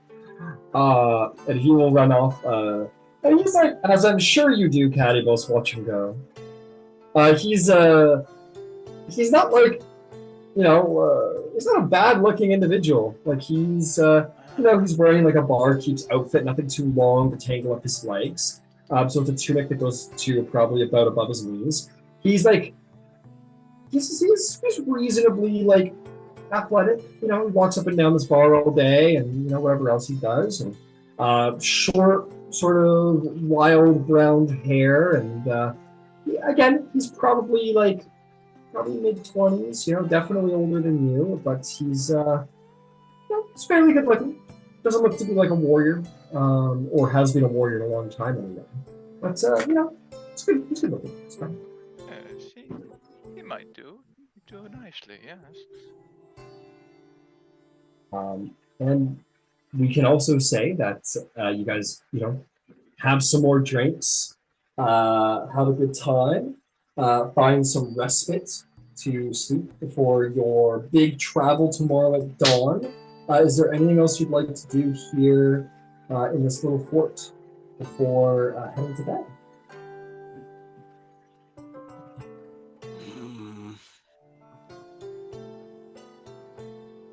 We could also, say the night goes on and drinking is had and celebrations are had. Many toasts are made to Dionysus. I think at some point when we're all getting ready to turn in, minus Candybus, because he probably stays up all night doing what he does. I think at some point Romulos will break away and he'll make his way outside, probably find a nice rock to sit on. And I think he'll kind of lean over and make sure he's towards the direction, because we can see Mount Olympus from here, right? Yep. Easily seen from anywhere in the fort. Okay. Yeah, and I think he'll just kind of lean over, clasp his hands together, and look up at the mountain. Mm-hmm. And look at it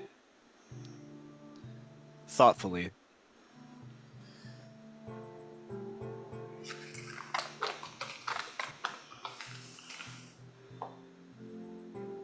For a while. Okay. Yeah, you look at the mountain, wonder of its dangers, and I will say, Romulus, it is a very large mountain. You can't really see the top, and even here from this this vale, it's imposing. It reaches to the very skies. You've never seen a mountain this big, and you're expected to climb this. You have no doubt that this will be a difficult journey of a couple of days. That peak, that summit, will not be reached easily. This might be the greatest challenge you've faced in your life.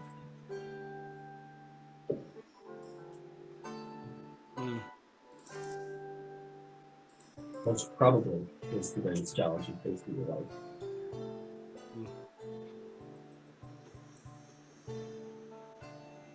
And he'll say to himself,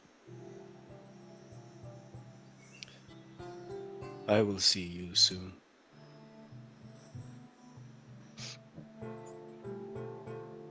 Very good. And then he'll walk off. Understood. Vasaliki, you head to a very reasonable sleeping hour in a protected military fort to prepare for your grand voyage up the mountain, or is there something you must do before you sleep? Mm, no. I think she's ready for bed. Head to bed. Got military discipline. When the sun goes down, so does the warrior. And last but certainly not least, Candybus. As Romulus goes out in contemplation and Vasaliki goes off in preparation for the next day, what do you do? Well, I close down the bar and I go home with Christos.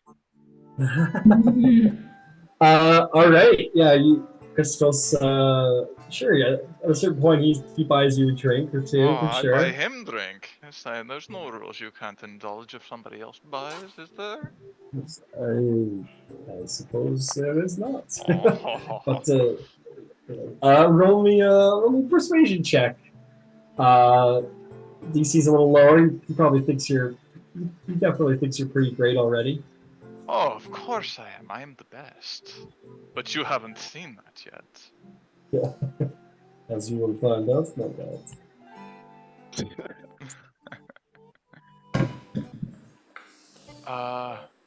You know what? I'm gonna use my inspiration for that, just because I Fair don't like enough. that. One of the three you got? 17. 17. Yeah, you chat him up and you flirt with him, and he seems to be disarmed by your charms, by your beauty, by your skill with the lyre, with your way, and he, as everybody's clearing out, he kind of cleans up the bar, and it's very late by the time he leaves, because he's the last to leave, of course, he was. And he will indeed take you to his home, and he will give you a last night of enjoyment before the harsh travels of the mountain. And I will give him the first night for the rest of his life. Oh boy, and you know the great pity of being your lover, Candybus, is that there is none to follow the great Prince Candybus. And roll me either a persuasion, or excuse me, roll me either an athletics, acrobatics, or performance check to see how the night goes. Oh, it's gotta be performance. Everything is a performance. Of course.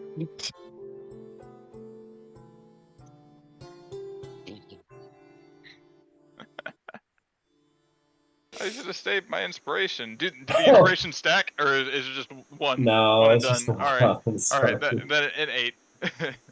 All right, an 8. Now I want you to roll. So maybe you're a little bit of a pillow prince tonight. Letting yourself be indulged. I've had better.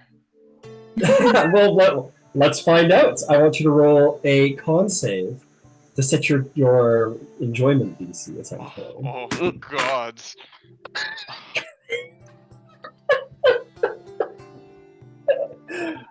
Dios mío. All right, that's a 14. 14. Yeah, he does. Literally, he puts most of the work in, but you're like, you're just like enjoying your night. You're letting him do a bit of the work. You're just like having a good time. You've got a big journey tomorrow. Like, it's not on you to do all this work. And he brings his A game, and he's pretty good at talking to people. What did you roll again? How much more? 14. 14. He's working hard, and he's doing a good job. And you both enjoy your night. You both reach an excellent ending. And but you've had better. You're a prince of refined taste. How the kids say, mid. But you also have a bed to sleep in after paying all this coin, and but you enjoy your night. You got better. It's good. It's all right. You're not calling him back after this.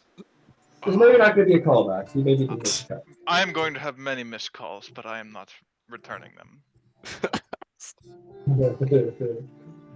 With that, you will all go to sleep. Hopefully, get a nice full sleep. And tomorrow, the ascent of the mountain begins. No small feat, not even for Demigod. That's where we're going to break. We're back in 15-20 minutes. It's about that time. And yeah, we will begin our ascent in a minute. Amazing. Holy cow, Taylor. Dude, you are Incredible. doing the damn thing. Good You're shit. on fire. I've had a pretty solid outline of who Candybus was going to be from pretty much the first week. I decided I was joining the Greek campaign. I just need to nail out more Yeah. details, but I knew how I was going to roleplay him from the jump. I can tell. Yeah. Hey, that's all characters, but good job. It's great. Have a lot of fun. Oh yeah. You're going into the bard who fucks archetype. Yeah, none of my PCs have ever really been one to fuck, and this one is going to make it his whole personality. Yeah, I've never really had that character that just fucks everything, like that comes in its way. But I could definitely see the appeal. You just get to be fucking. I don't even know what to call it. Horny on main. Ah, there you go. That's it. Horny on main, dude. Fuck yeah. Yeah, love the character, bro.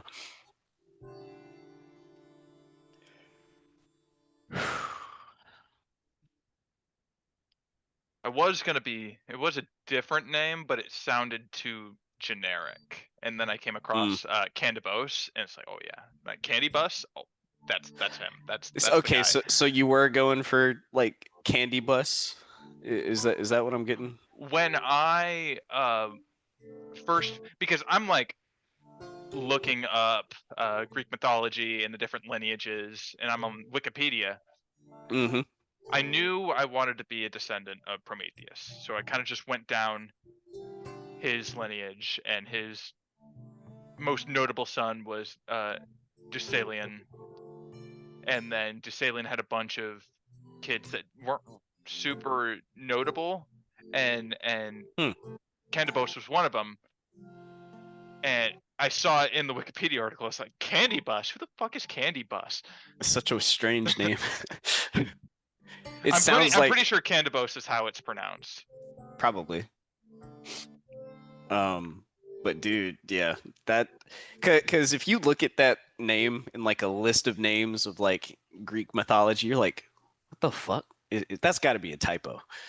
Somebody like is trolling. Like they copied and pasted some bullshit, but apparently not. No, yeah. I'm trying to think. It's probably like a time traveler that went back in time and just inserted himself. Yeah, if I look, because Ryan had posted in the messenger, hey, have your backstories written in 20 minutes. Yeah. And I'm like panicking because all I had there was I had copied and pasted the Wikipedia article for Candybus, and it's like 4 sentences. Oh damn, that's all they got on him? Yeah. It's I'd say the whole thing in Greek mythology, Candybus was a Scythian prince. Candybus was the son of King Deucalion and probably Pyra, which also Pyra and Deucalion, first cousins, royalty thing. Oh yeah. Yeah. Huh. Pyra's the daughter of the Titan Epimetheus. So you're double dipping? Mm-hmm. You're like, what would that make you, I guess, percentage-wise, Titan? That's gotta be like, and they were first cousins? Yeah, I'm probably 75%. Yeah, because you might be full, dude. Pyra was the daughter of Epimetheus and Pandora. Oh. Holy shit. How does this shit work? I have a sister named Pandora the Second. Okay. What the fuck?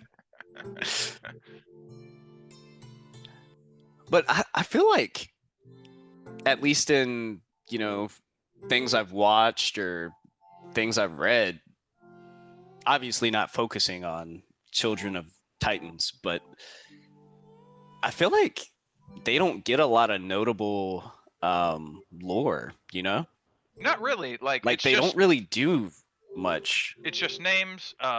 Like as far as Wikipedia is concerned, Yeah. Candybus's only claim to fame is there's a town in Lycia, which is now in Turkey, called Candyba, and apparently that was named after him. And like Oh that's God. it. That's his claim to fame. Huh. But like, you gotta wonder, right? Like, are those like Titan descendants? Like, they gotta be powerful, right?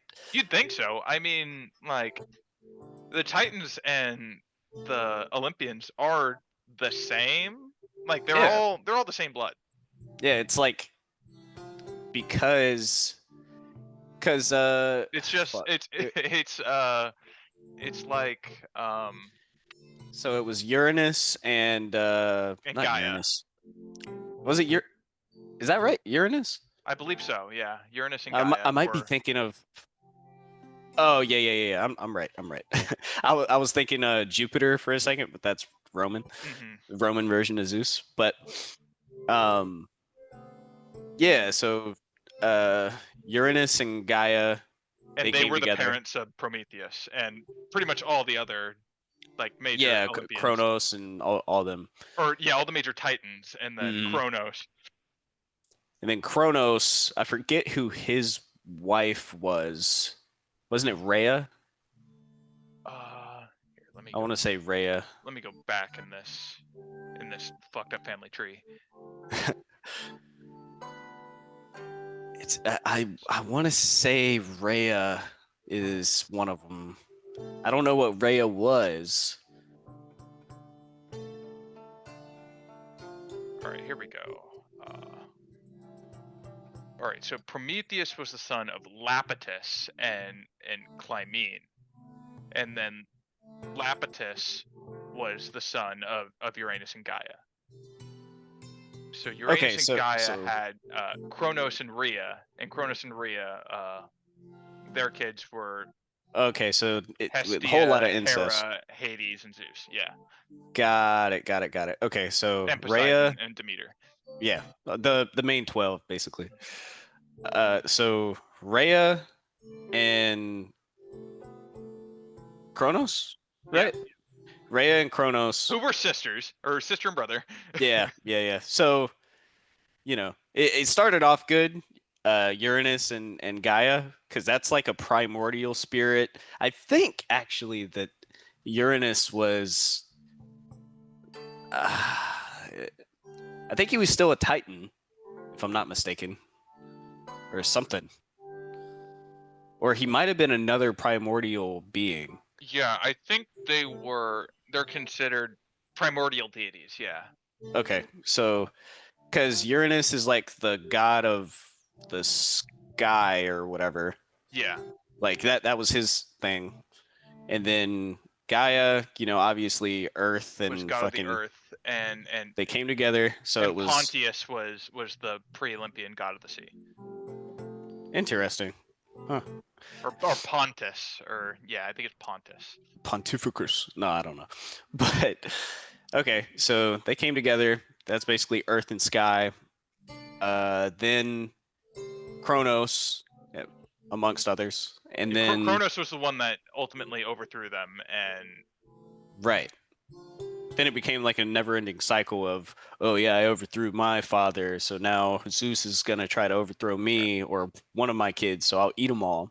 right. I think Gaia was the one that put it in his head that one of your kids was going to overthrow you, and that made him paranoid and eat all his kids, which put it all into. Yeah, kind of crazy, But if we're going down the line, right? So it's primordial deities, Titans, and then Titans, two Titans fucking makes gods, Hmm. and then The Olympians, as we know them. yeah, and then so I mean, I don't know if we have any accounts of like a Titan. I mean, obviously it's in the wiki probably, but a Titan fucking a mortal, you know? Like, cause you're skipping like a whole like bar of just, Right. gods with mortals or gods with gods kind of thing. Hmm. Just kind of laying low. Yeah. Damn, dude. That I mean the implications of that. I mean, cause they should be on par with a god, like you would think, right? I mean, I'm not sure how diluted it gets when a mortal and a prime or a titan get at it. Because Prometheus was the god of foresight, Mm-hmm. and he had a brother named what is it? Epimethalus, Mm. who was the god of after sight. Oh. So, god of hindsight and god of foresight? Yeah, that Yeah, would be yeah, that would be the foresight. term. Yeah. So there's foresight, like seeing it before it happens, or like looking towards the future, like, oh yeah, this is the best course of action. And then hindsight, like something already happened. Here's what we Sorry, should have oh, done. you shouldn't have did that. Yeah. Yeah, you see this building? It's completely out of code. It's no wonder it fell. Oh geez, thanks, man. You're so awesome. Yeah, Prometheus, foresight, and Epimethalus, hindsight. That's so funny because you know that he's that guy to be like, yeah, you shouldn't have done that. Yep. I wish I could have told you before, but it had to have happened already for me to tell you that. So, oops. Which makes it kind of funny that he was the one that that ended up. I don't know if they married. They at least had a kid with Pandora. Oh God. It's like you shouldn't have did that. I don't know what you're thinking. Yeah, I knew we shouldn't have had you. Sorry about that. I mean, you didn't Your ask for mistake, this. but like it's. I didn't ask for this. I mean, I made it happen, but There's no way we could have known. There's no Right. possible way. Until it happened. Right. Yeah. And now I know for sure that I shouldn't have done it. What a dick of a dad. Like, oh my God. Fucking A.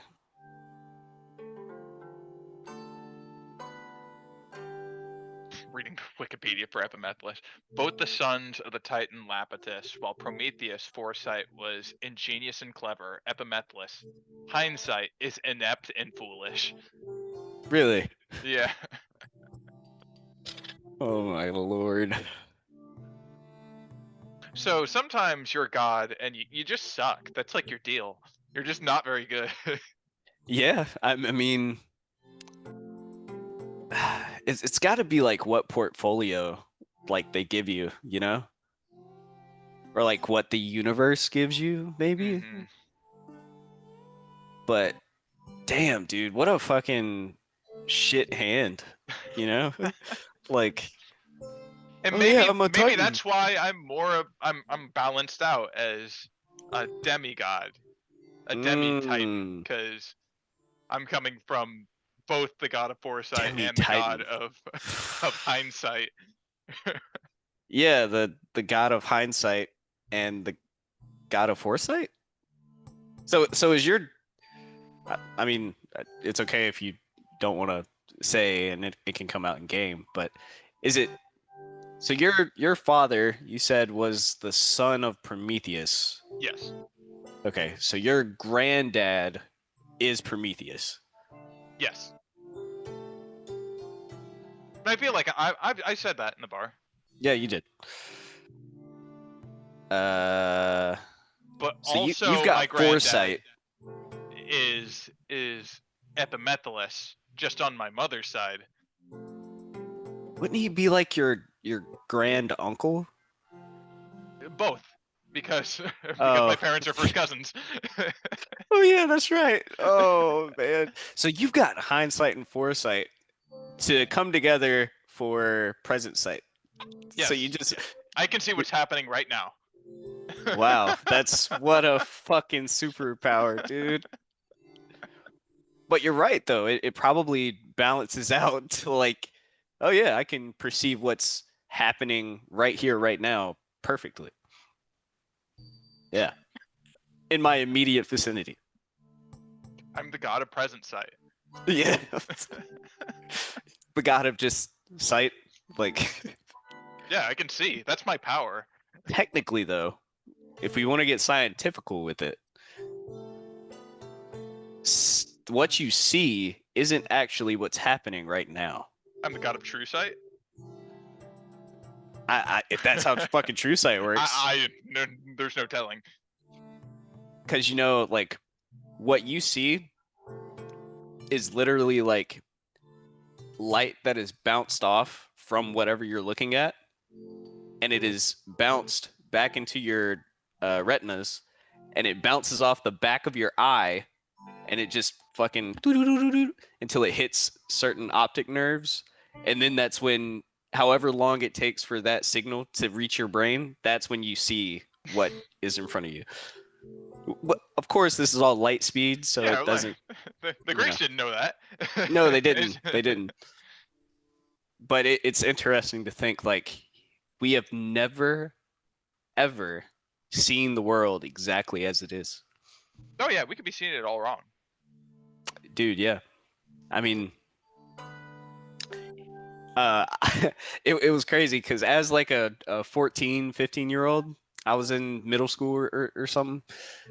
I think I was a little younger than that, but uh, I would just think about this shit like, oh yeah, like, you know, like I would like put my fingers together and you know, like that point, like when you can't really see through your fingers, Yeah, but it's like but touching. they're still not quite touching. Right.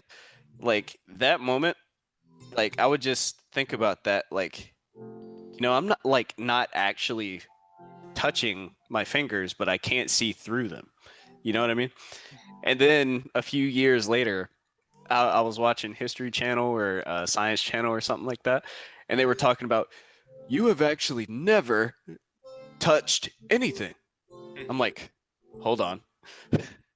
And then like they just showed like a finger, and you know it showed them like touching whatever. But because our atoms have an electron like cloud, uh, that is basically surrounds every part of you. Like Every atom, yeah. yeah, every atom of you has an electron cloud that interacts with the atoms of everything else, like their electron cloud. So it's just two clouds that just, you know, they force each other until you can't push it anymore because it's like too condensed, whatever. So actually, you have never touched anything in your entire life. It is your electron clouds that have touched something else. Not in the sense that we think touching actually Yeah, is, exactly. which is like physical, actual contact of the atoms. That never happens. Exactly. Fucking crazy, dude. But of course, I mean, you could just say, I'm literally touching it. Like, Right, because we have the sensation of touch, exactly. which is different than that. Mm-hmm. Oh man. One of these days, I'll play. Oh yeah, I guess I did play a wizard character already. Two of them, actually. Is that a Celsius, bruh? This is a non-alcoholic Corona. Huh. Are those good? Tastes like Corona. Put a little lime juice, crack some salt on the lip. Primo. Hmm. I don't drink too many non-alcoholic beers, but I've been sober for almost 5.5 years. hey, man, good for you. What made you want to stop? Oh, DUI. Ah, yeah, That'll do that'll it. do it. That'll do That'll it. do it. Damn, dude. So did they like fuck you hard with the DUI? Oh yeah, I lost my license for like 4 years. 4 years? I Holy. recently got it back. I got a blow and go in my car. Oh, really? hmm Damn. That's a long fucking time, dude. How did you get like from A to B or like from A to work or Well, whatever? one, I was the best driver on the road, so like, it's just Yeah, don't get pulled over. Uh, but that's how it works, man. yeah, you got to do what you got to do. Like, I can't just not make money and be destitute. All right. Yeah, man. But I got it all worked out, and well, I'm still working it out. Probably got to schedule another hearing before November, Mm. and hopefully get that thing pulled out and be officially cleared. Oh, hell yeah, dude. Wow. Yeah. All this talking, I have not used the restroom. And I see Ryan Beck, so I know we're about to start soon. So, uh, yeah, dude. Good shit on the 5.5 years, bro. I'm proud Thank you of very you. much.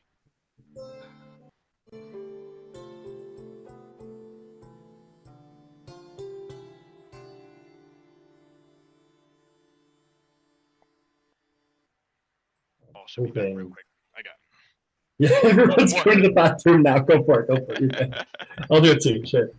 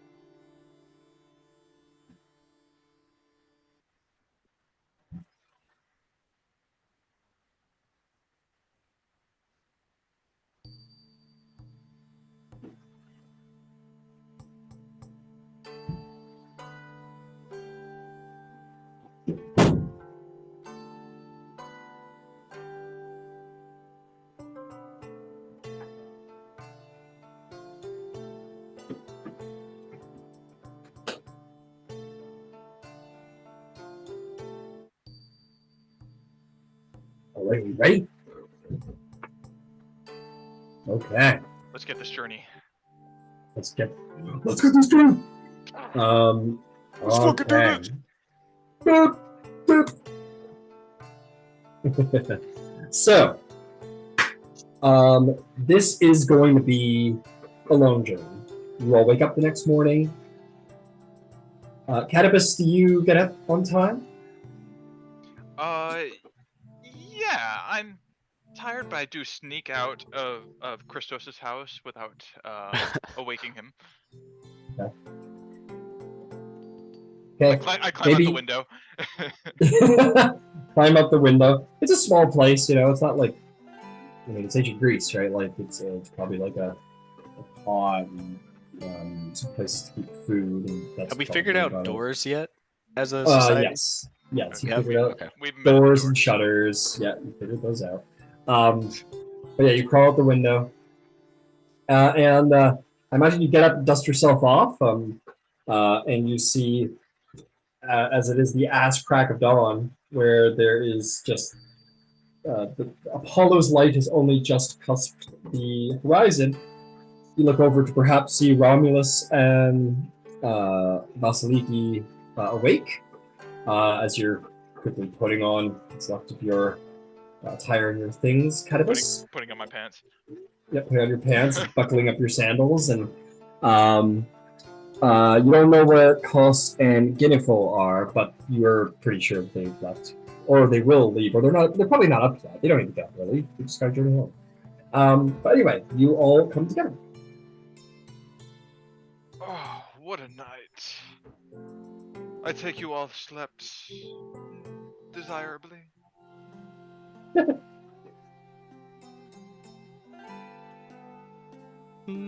Pretty well.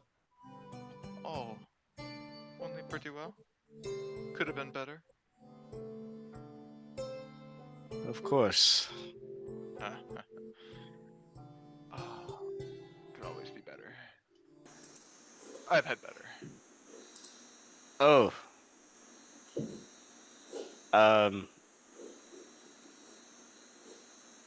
Wow. You work fast. It does not take long.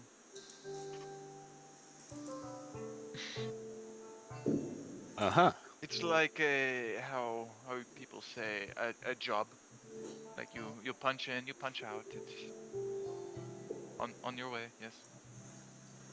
The job is done, so now we move on to our next adventure. That is all it is, eh? How about you, my tall prickly friend? How was your night? How was your slumber? Yeah, I slept just fine. So good to hear we all slept just fine. So, ready to head out? Oh, always ready. Excellent. Well, let's head north towards the mountain face. And Vasaliki will stalk off. Actually, first, Yeah. we had a caravan here. I'm assuming I brought some cold weather clothes. Presumably, it gets chilly at the top of this mountain. I would like to not have my nips tear through my robes. Wow. I will say that you maybe stocked up on. I'm not gonna say it's like cold weather gear, like in the equipment list, because it's not that cold up there. But you definitely brought like furs enough to keep you warm in like a wintry setting, so it should do they have suffice. bears in Greece? I'm pretty sure, yeah. Maybe like bearskin coat. Yeah, absolutely. But it's probably more likely made of like imported pelts or anything like that. Like nobody killed a bear for you and skinned it for your coat. Like I like that's a pretty incredible feat. But so it's probably made of like various furs from various creatures. It's nothing like legendary, like someone slayed a bear, unfortunately. It was made from 100 rabbits. Perhaps. That's perhaps. Okay. So, yes.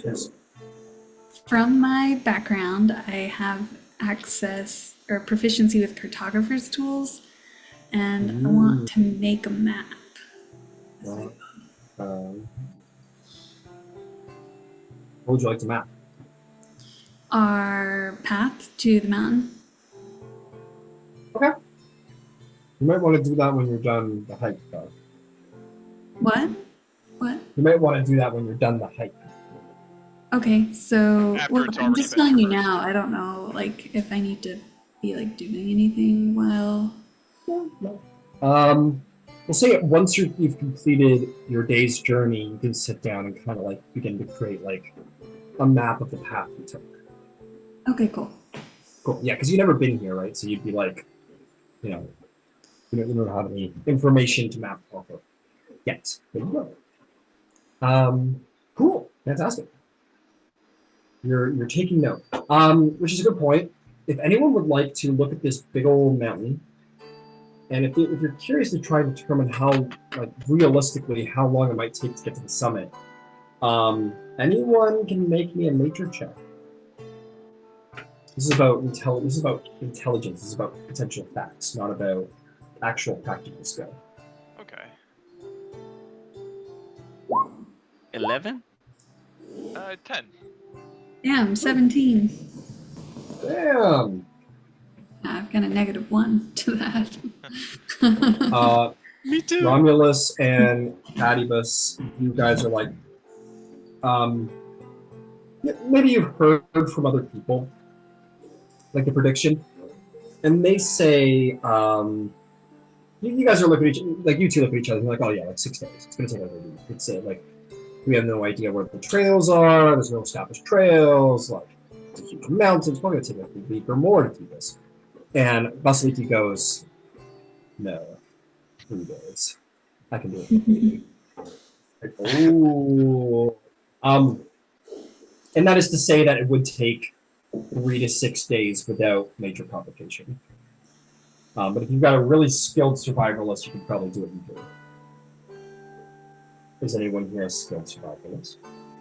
Yes, as a matter of fact. What? The ranger is a skilled survivalist? That's crazy. Maybe. No way. No fucking way. No fucking way. I don't believe it. Show her sheet. Give me the facts.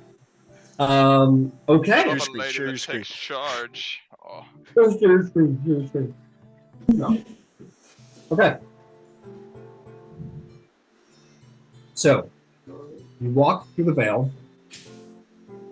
And I think for Candybus and Romulus, this is more significant probably for you two, because this is leaving civilization.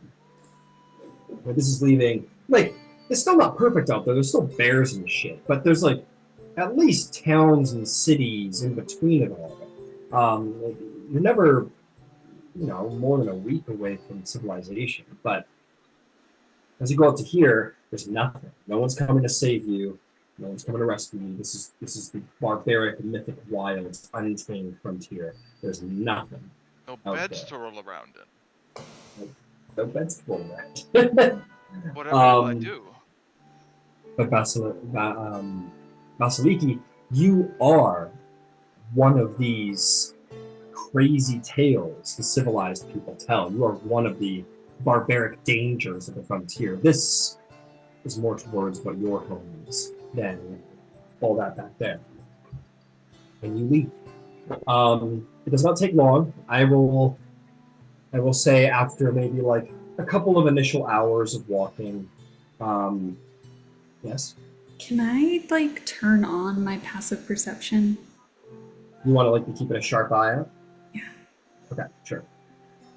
You're keeping an eye out. You guys see as you enter into the wilds, Vasaliki becomes her head's on a swivel, and you can't help but feel a little safe next to this individual. I'm gonna say you guys walk because it's still a while to actually get to the base of the mountain here. So I'm gonna go check to see how long that I think will take.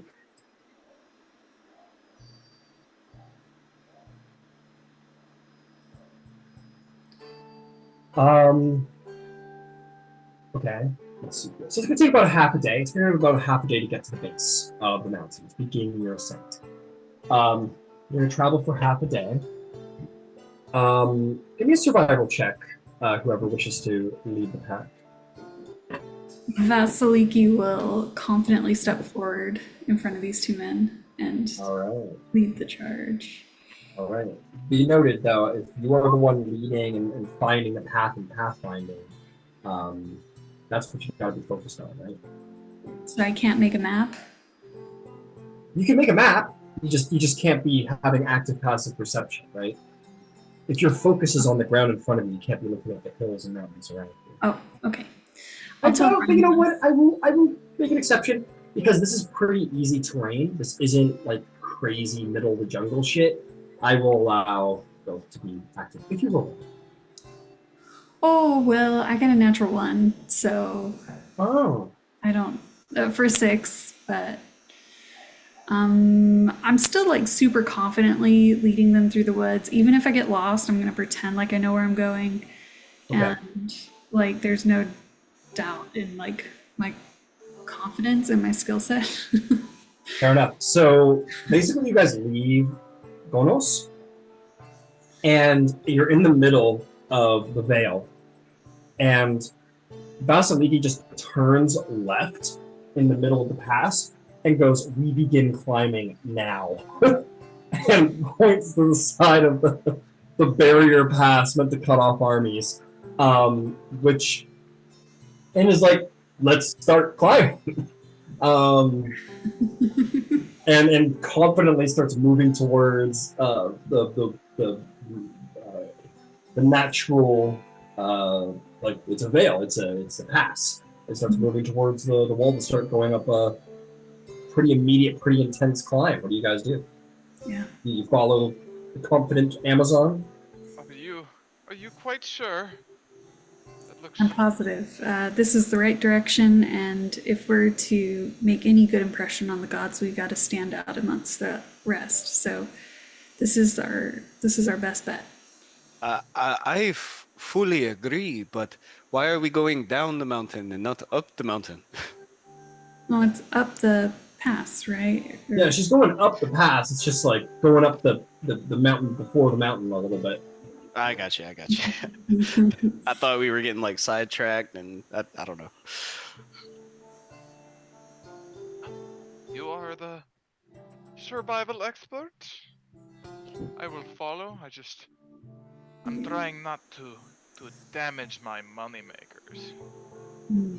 I understand. Well, this is the path to glory. I've never seen so much passion and fire in your eyes. Let's go. She'll get out some pittance and make a path up this this wall, I guess. Oh my Yeah, god! it's not a direct wall. Like this would, if an army marched through here, they'd have to contend with the fort. But for individuals, very athletic individuals, the sides are a little less of a problem. Still great trouble to try and climb, but a little less of a problem. All right, let's see some athletics checks as you guys all begin your immediate ascent. 22.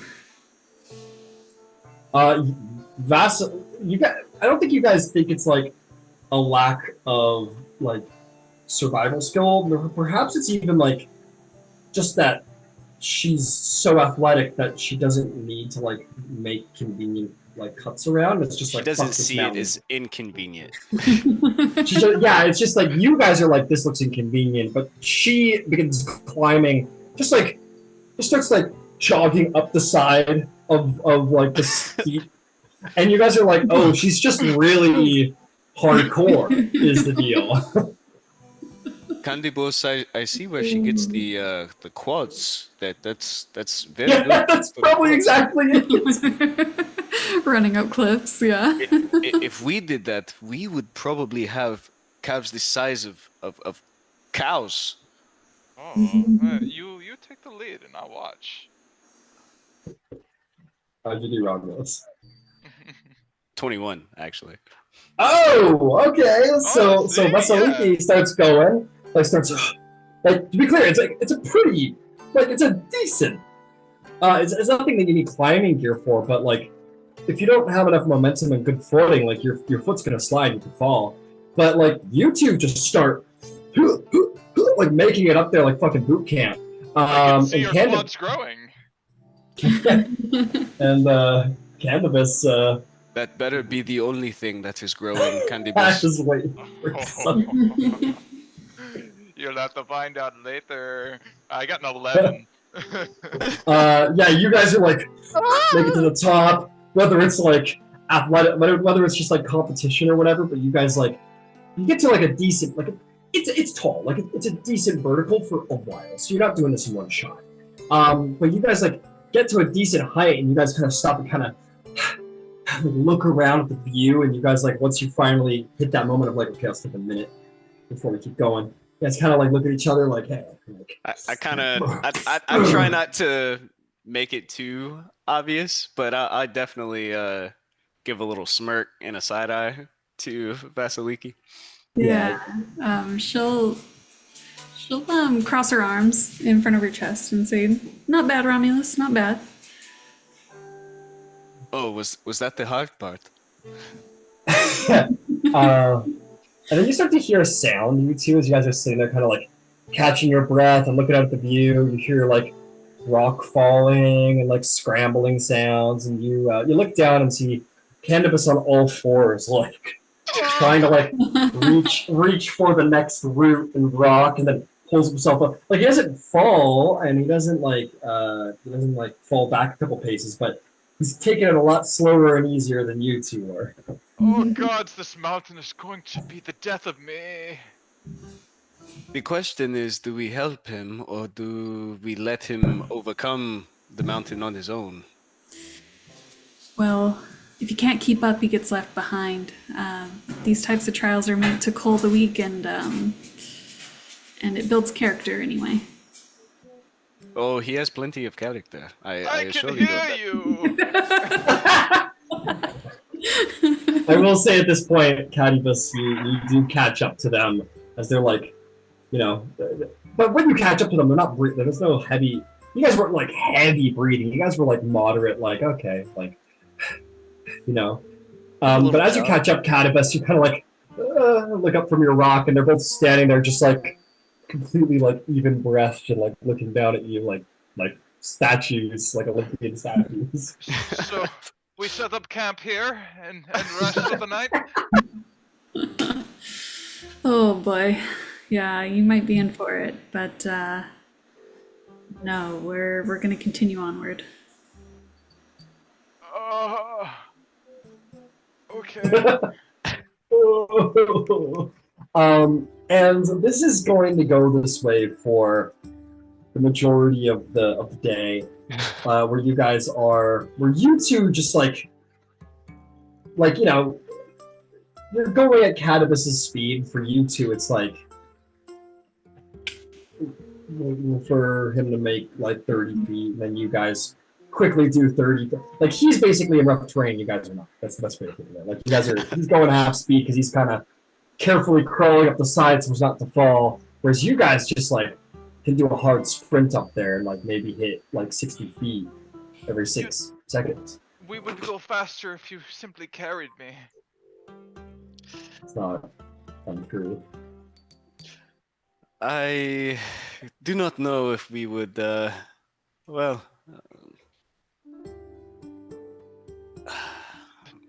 how much do you weigh? No. Oh, you're not supposed to ask. Oh... That is impolite, but I promise you I am not. Okay, don't worry. I've got you. And I'll like You are a p- great gentleman. just don't don't be you during the hard parts, okay? It's only hard parts. Oh, I swear to gods that better be a fucking water skin, I feel. Yes, it is this time. Hey, can I like put him over my shoulders? Yeah, there's your fireman carry. Just Mm. go over there. You got him like that, and you just kind of. How much do you weigh, Cannabis? Candybus is fairly tall, but very slender. So I would say, like at most, 150 pounds. 150 pounds. It seems here your gear puts you at around 120, 130, or sorry, 230. Romulus. Oh my god, your inventory's a mess, dude. Is it? Yeah. No, it's all good. I gotta turn. Let's see. If you turn your backpack on. 13. Okay. Make me another athletics check, Romulus, because you're pushing past your capacity here. Okay.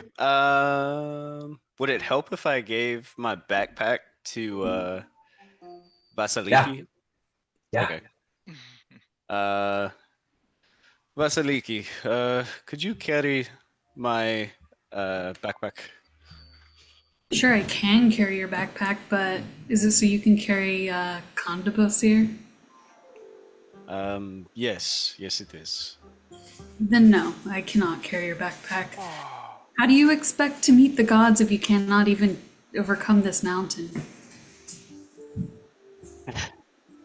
we are overcoming as team. Perhaps I inspire you to climb this mountain greatly with your great strength. Hmm. I play you song while you travel. You could play. That's fine. I did enjoy your song last night. Maybe just on this break, and then we'll see about that backpack. If not, I will carry it along with him. You can do that, and she'll like look you up and down. I can definitely try. Well, I suppose I could be inclined to help if set in better spirits with some music. Oh, yes, finally a task that I was born to accomplish. I will play you the song. This is the song of my very first meeting of a beautiful young warrior in my city. We had a brief fling when I was but a young boy. Go on. Make me a performance check out of this. Yeah. All right, performance. 18. Nice. You again, Cannabis produces, and you know, Cannabis, you're in your car, you were sort of lazying about, you're confident in your skill, you know, you put as much effort as you could. But this one, you really don't want to climb this mountain, which means your fingers are going to have to do what your legs cannot, and you play a gorgeous song, and your voice is like birds, and once more, you two are filled with just the music of Cannabis. It is excellent. It is truly fine music, and the music is not vulgar. It is supple, and it is The sonnet of deflowering. it is the sonnet of deflowering, and it is it is a breathtaking, lovely tune that puts you in the moment, and perhaps it reminds you too of your own deflowerings, and in a very gentle, like compassionate, caring light, and. I'll tell you what, Kat, do you want to provide these two with bardic inspiration? I believe you're a bard, aren't you? I am a bard, and I can, yes. So there you go. Warlock. Yeah, fuck it. Barbarian. So Candybus does fill you both with inspiration. I will Can just you simply please not use Candybus and fill me up in the same sentence? That's the only way I you can't argue. you get it. I can't promise. I That's gotta the only narrate way true to to the receive the character. inspiration. I'm sorry. It's- I don't make the rules. Candybus is inside. And Are you full? you're Are filled you with- full? Because how do you follow my music? So here's what I will say. I will just simply say add, if you wish to use it now, because it's only valid for the next 10 minutes. So you probably will use it now. Vasaliki, just roll a d6 and add it to your original total. And roll again? Romulus, you roll again, and you can throw the d6 on it. The DC will lower if you hand over your bag to Vasaliki. And Vasaliki takes it, of course. I mean, I don't know. The way Vasaliki was talking and looking at I'm me, saying. you are really playing Fiend's Advocate, aren't you? Somebody must. Very well. I will carry the bag, and you. You are a beautiful man. I stroke your chin. Oh my god. Okay. Whew. All right, with the bag.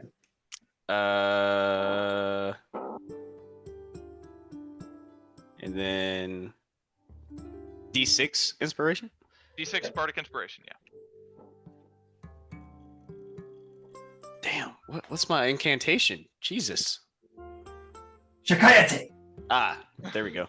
I've only heard it 100 times over the last couple of years. Yeah. Fuck. It's not looking good. Uh-oh. What? I don't think I have inspiration. You don't give those out first session, do you? Sure I do. You two take them as well. Okay. Okay, one to Candybus. You guys have inspiration as well for a session. Okay. Here we go. Here we go. Oh god. Okay. So if we inspiration is like advantage, right?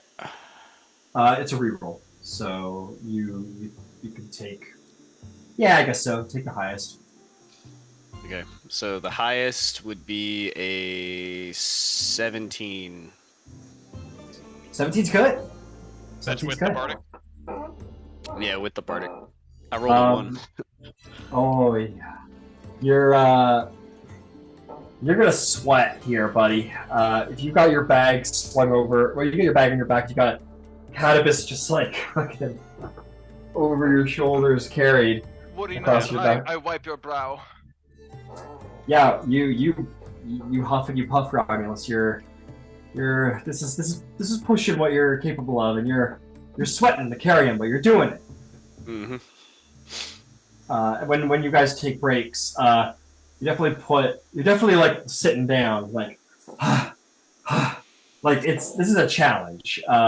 This is it's a success, but you're not like making it look easy. It's Yeah. it looks hard. And Vasaliki, what weakness is compassion, would you say? Yeah. No, she's impressed by Romulus. She didn't think he could do it, and so the fact that he is, she's like, I don't know, maybe earned a little respect. Well, I will tell you what. As far as make an insight check, Vasaliki. You've studied the ways of heroes. Okay. That's a 21. 21. You look down on the scene of Romulus pushing himself on Candybus's behalf, and you know that some of the great moral virtues and grace, some things that the gods really look down well upon, is boldness, the bravado to say that I am strong and I can do it, and that is exactly what Romulus has done. And also sort of the loyalty to his traveling companion, that he is is aiding him through a hard time, and you think that the gods would look favorably on Romulus and how he's conducting himself. With that said, you look at Candybus. Oh no, Candybus. Now the gods do look down on weakness and cowardice. Before the mountain, Candybus is laid a little low. However, you do know that the gods do respect beauty and his music and his way with words. They have filled you both with inspiration. So, maybe we're not sure about Candybus yet. He's got goods and bads, but Romulus, he's pushing it. He's seems to be virtuous in the eyes of gods. Mm-hmm. I have posted the great moral virtues, the law of Zeus, and the terrible moral vices in Roll20, if any of you care to look and see what it takes to be a great hero. Mm. And also how to invoke the wrath of the gods. It's like I think the color of the lettering is like the wrong What? one. It's like shit. really, really light. Oh, is it? I've got my dark screen on, so maybe shit. I feel like Yeah, I let me know if kinda, anything's not working. Is it like white on white? it's like off-white on white. So anyway, you can turn. Oh, go to your settings. My settings. Anybody who's dealing with this, go to the little cog in the top right corner. Oh yeah, dark mode. Yeah, turn on dark mode. It Yep. should fix it. Oh yeah, that looks way better. Okay, good. Whew. I was like, you're telling me I've got to go through every one of these fucking documents I spend months on and change the color? Session's off. Session's off. Yeah, done. Fuck this. This was great while it lasted. No. We're good. But anyway, so yeah, that's kind of just a little drop in the water of heroism here. So things are going on, and you, of course, Vasaliki, you know the gods think you're the tits, dude. Like, look at you go. You're way ahead of these guys. You're only waiting for them because of this. You don't even know why. Just because. Fuck it. But you are wise to know the paths of the mountain. You're clever. You're fierce. You're bold. You're courageous. The gods are gonna like you no matter what.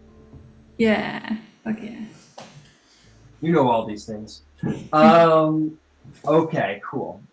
Yeah, it's pretty hard hike for the first. Let's see here. For the first 6 miles, you guys finally come to getting towards the top of this first initial mountain. It's like a 6 miles horizontally, but it's probably half a day. Honestly, it's probably half a day getting to the top of the pass. And at around halfway through the day, where Apollo's light is right center in the top, you look down, and the fort is just like a little itty bitty thumb-sized building now, and you can see the Aegean Sea off to the side. You can see the little village there. Maybe you can see all the way into Thessaly over there. You can see Greece from this vantage. And for my map maker, this is a pretty good viewpoint to make some mapping from. So whenever you guys settle down to do some downtime, this is an amazing opportunity to do some mapping. This mountain climb you'll be doing over the next couple of days. Cool. Perfect. So that's halfway through the day. Romulus is huffing. Things have flattened out a little bit now. It's not quite the vertical. It's kind of, it's still going to be ups and downs and peaks. And, you're still on the mountainside, but it's not like a hard, near vertical ascent any longer. You might have to admit to yourself a little here, Vasaliki, as you look to your right and see the flat shoreline in front of the beach that leads up to the summit of the true mountain, and the dip of the mountain that you're on that leads up to the then mountain. You gotta admit to yourself, maybe straight as the bird flies isn't always the best route, but you can handle it. You got no problem with it, right? You're just getting extra clout. That's all you're doing here. You get an extra. She doesn't hesitate for a second. Like, this was the path she was meant to take, and she wholeheartedly believes that. Oh no, Ryan's frozen. Oh no. The intense look. Why did It's he like, stop like that, dude? Oh god. He's like, oh, fucking. Oh, hey, bud. Welcome back. Thanks. What was that all about? What are you all Oh, laughing you, about? you froze for a second. You I froze. know. Like, I moved something on my friend's desk, and everything just fucking went crazy. Sorry. Okay. You can continue your travel. You haven't quite reached Mount Olympus yet. So nothing is going to be of trouble today. And at the end of the day, because there's no more checks from here on out. You guys just kind of travel across the rocks. You're kind of going ups and downs and around jagged rocks and moving on toward. And around the end of the day, you guys come on to the slopes that lead down into essentially like a valley and then leads up to Mount Olympus. So tomorrow you've got to do a descent and then a climb. But you can camp on the top of the mountain tonight. Vasaliki, the best part about waking up so early is that now that it's time to settle down for a rest after 8 hours of travel, you got plenty of daylight to look around and make some maps with, right? Yeah, map making. Oh yeah. Sweet. So yeah, at a certain point, Romulus, you just you're doing better now that it's just like a hike and you're not have a person on your back. But still been a tiring day. And at some point where it's not even twilight yet, the sun's still got quite a few hours of daylight. Both of you, I imagine, are relieved when Vasiliki just stops and says, we rest now for the night. You guys are like, oh, thank fuck. Just throw your shit down. at any point, I guess when do I throw off Candybus for the last time before we're just walking? About midday. Midday. Midday when the near vertical ascent stops. I'm sure Candybus can handle I think I can handle it a for basic now. hike. You can't handle a basic hike. You can't be here. Okay. Yeah. He when it gets to that point and Candybus says that, he's like, okay, and then he throws you off his back. It could have been feet first. And then I imagine Vasaliki, you would be kind of watching us as we come up, waiting for us to go before you left. And I think at that point you would kind of just see muscles rippling on Romulus, almost he has Sweat. exerted himself. Yeah, he's glistening in the sun.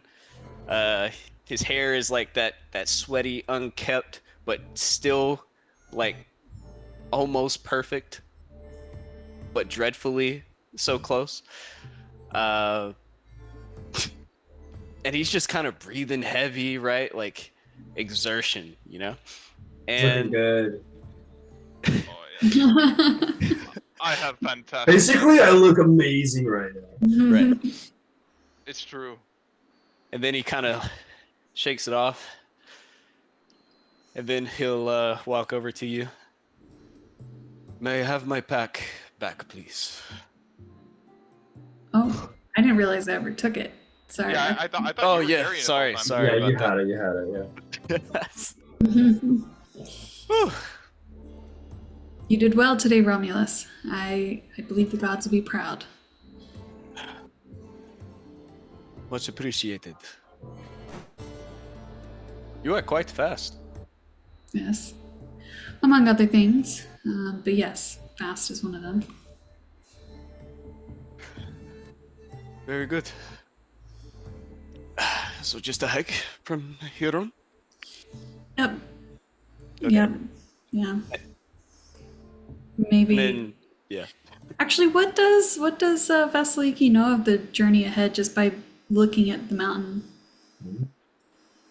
Make me a nature check. Or survival? Oh, No, I'm man. sorry. Nature is about like tracking the path ahead of you. Nature is about like looking at something and making an intellectual evaluation of what you're seeing here, like the terrain and so on. I got a 7. Got a 7. I mean, it's a mountain and it's covered in trees, which is why I'm pulling survival from you mostly, because this is a lot of estimation. If you could see the side of the mountain, that might be a different story, because then you could like look at the terrain and survival it out. But nature, you're making educated guesses. 7, easy for you. Nothing. It's just Mount Olympus. What's Mount Olympus to any other mountain? Other than there's a prize waiting at the top, glory beyond comprehensions. So you're like, easy, some wild animals, trees. You got this. No problem. Cool. Perfect. I'll tell Romulus as much, that it's easy from here on out. It's gonna be as easy as it was today, which was easy. Yeah. Right. Right. Yes. Oh, this is glorious news. He like opens up his water skin and pours some on his head. And just lets it drain down. Oh,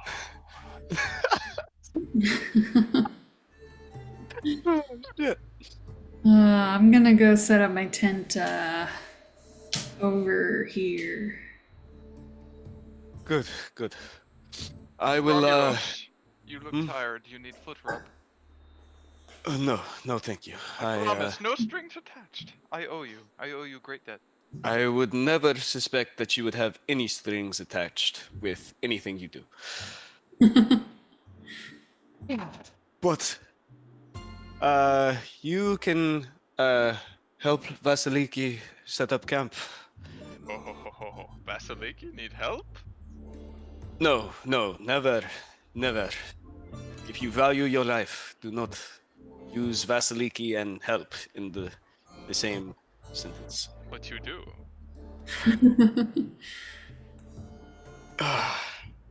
However, I will help the group. Excellent wording. I will go look for something for supper. I have to imagine Vasiliki has like you guys are like talking, you're like, oh, I'll help out Vasiliki. Vasiliki's like, I imagine is gone, or has already set up the tent and is gone. Because she's like off cartographering, right? So like go check out the views and stuff. If that's what you'd like to do, Vasiliki. Sure, yeah. I definitely want to do the cartography thing. You take a look out at the beautiful landscapes. So what do you want to map? Because you got a lot of views here. You got a lot of great places you can start with. I want to map where the sea meets the land, where there's like forests versus fields, where the town was, the trail that we took to get to Mount Olympus. That's going to be the official trail now. Yeah. The hardest trail. I guarantee you that's not the official trail. There's like a staircase like over there. I do want to be clear that like merchants do, like crazy merchants, but some merchants, especially heavily armed merchants, do travel into Macedonia to make their trade. And they sure as shit don't go up the side of the mountain to do so. So they're like, it's not like a harsh established path, but there is like a slight like stomped down path that did lead east towards the sea rather than straight up the mountain face. But you made it here, so what can you complain? Yeah, those are some things that I want to map. All right, you just want to go for it. Go ahead and I think perception is the most fitting for this one, because you're just like looking around and like trying to see where everything is precisely. I'm not even gonna bother giving you intelligence-based ones because it doesn't seem like that's your gig. So why don't we do a perception, but I'll give you advantage because you are proficient with calligraphy or cartographer's tools, and I expect you have some. Yeah, I do. Okay, cool. Go for it. 17. A 17. You're pretty accurate. Part of me wants to say you probably made these cartography tools yourself.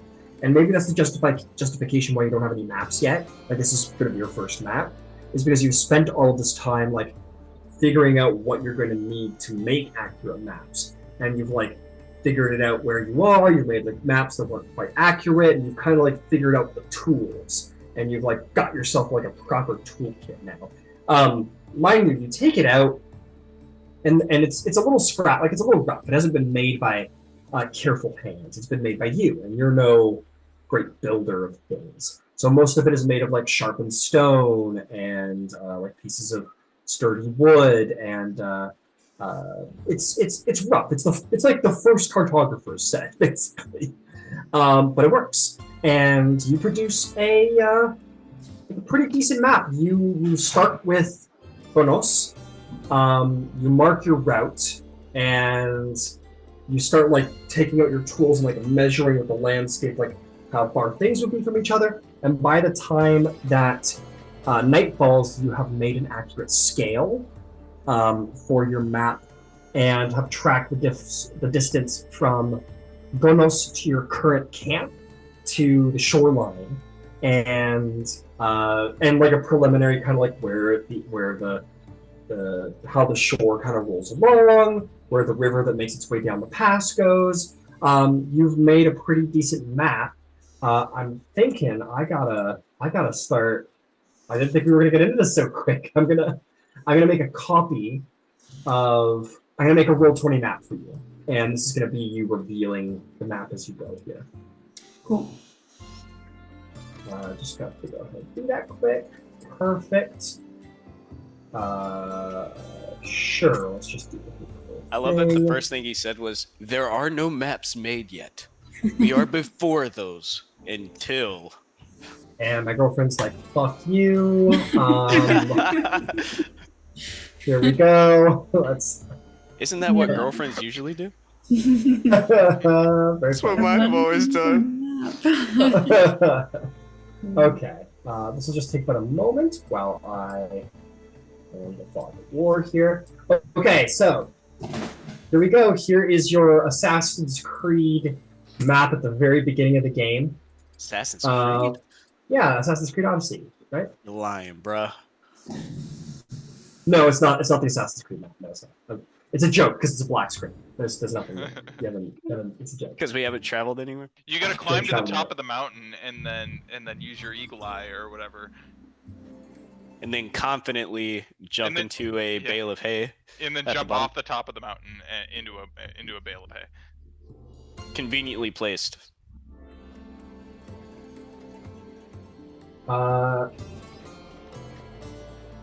That is what you've got of your map so far. It's not cool.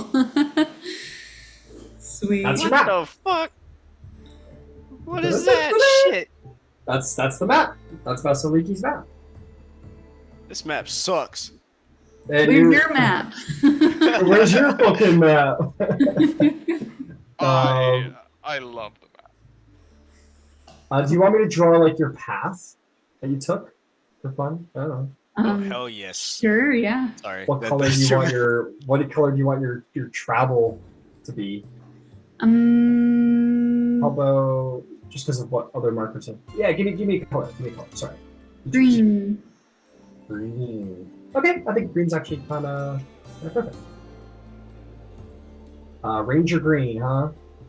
All right, ready? See that little red dot? That's the village. This was your travel. Fuck you! I go through. I don't This know. one's Oh, A fucking straight, bold line. just a straight, bold line, right? Like, fuck you. Here I go. That's your. damn straight. That's- Yeah, that was your progress. You just went fucking straight. It's pretty Cool. badass. It didn't feel badass going through it, but Do I see any, like, other campfires on the mountains of other travelers? Because I know that Ah, Are we just late and the last good people to arrive? question. As you make your way back to camp, as the sun has gone down, and you make your way to camp to kind of fill in your map a little bit, you find Candybus and Romulus have finished setting up in a moderately gentler pass, set up a fire. Yeah, you guys are like, oh, I wonder where she went. It's been like 2 hours. Like, that's crazy. The sun's gone down now. Ah! And then at the edge of camp, the fucking Amazon warrior just like appears from the edge of the fire. Is food ready? Is my dinner ready, Elven beaches? Um, and yeah, you look to Mount Olympus, and you do. That's a very good point. There is cloud cover, so you can't see all the way to the summit by any means, but you do see light, light, light. You do see a scattering of warm lights beneath the tree cover, where there are multiple camps across the magnificent mountainscape. I'll return to the camp and say, Romulus, Candybus. They could both see it too. Like the mountain's huge, so it's not hard to see. Okay. Just, yeah.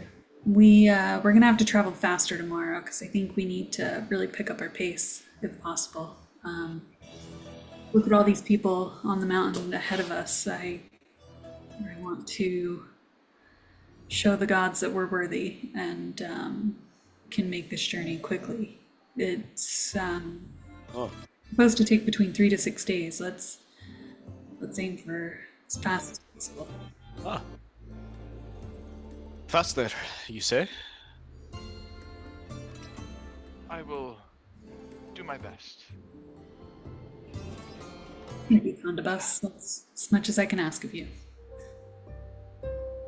It's not my area of expertise, but I mean, we would not be here if Hermes did not speak to all of us. Clearly, they see something in all of us. We all have different skills we offer. Right now, we are a little out of my element, and I'm okay with that. I do not expect to always be amongst people. As I have a way with words, I have a way with my fingers, I have a way with persuasion and entertainment. But now, in the wilds, in the uncharted lands, this is new to me. I want to thank you both for assisting me. Are you playing background music to your speech? Of course. What do you think? What do you think I am? What do you think I am?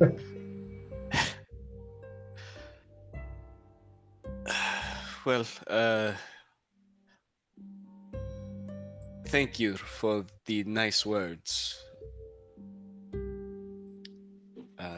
I am fully confident that we will arrive, and as not to upset you, Vasaliki, I think we will arrive in good time. Good. Well, rest up because the morning will come soon. Should we rotate shifts, keep watch? No dangerous predators in these wilderness? I will take the first. You two, get some shut-eye. Very well. And Vasaliki will go to her tent and. You have a tent? Yeah, I do. Ah, the Amazon. All right. Romulus watches her as she goes to her tent.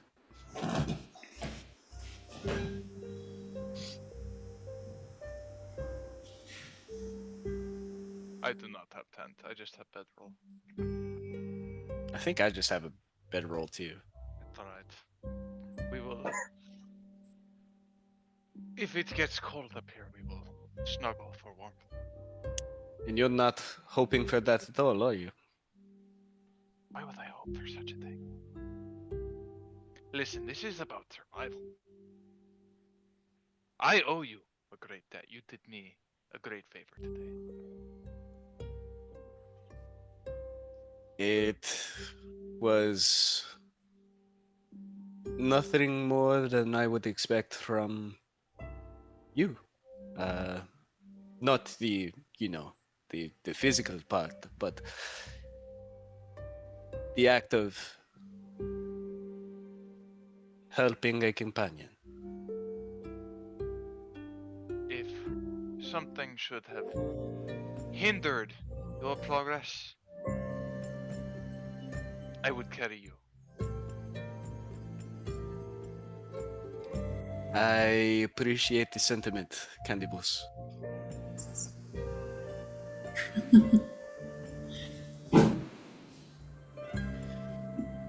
I will get some shut-eye now. You wake me up for second watch whenever you get tired. Very well.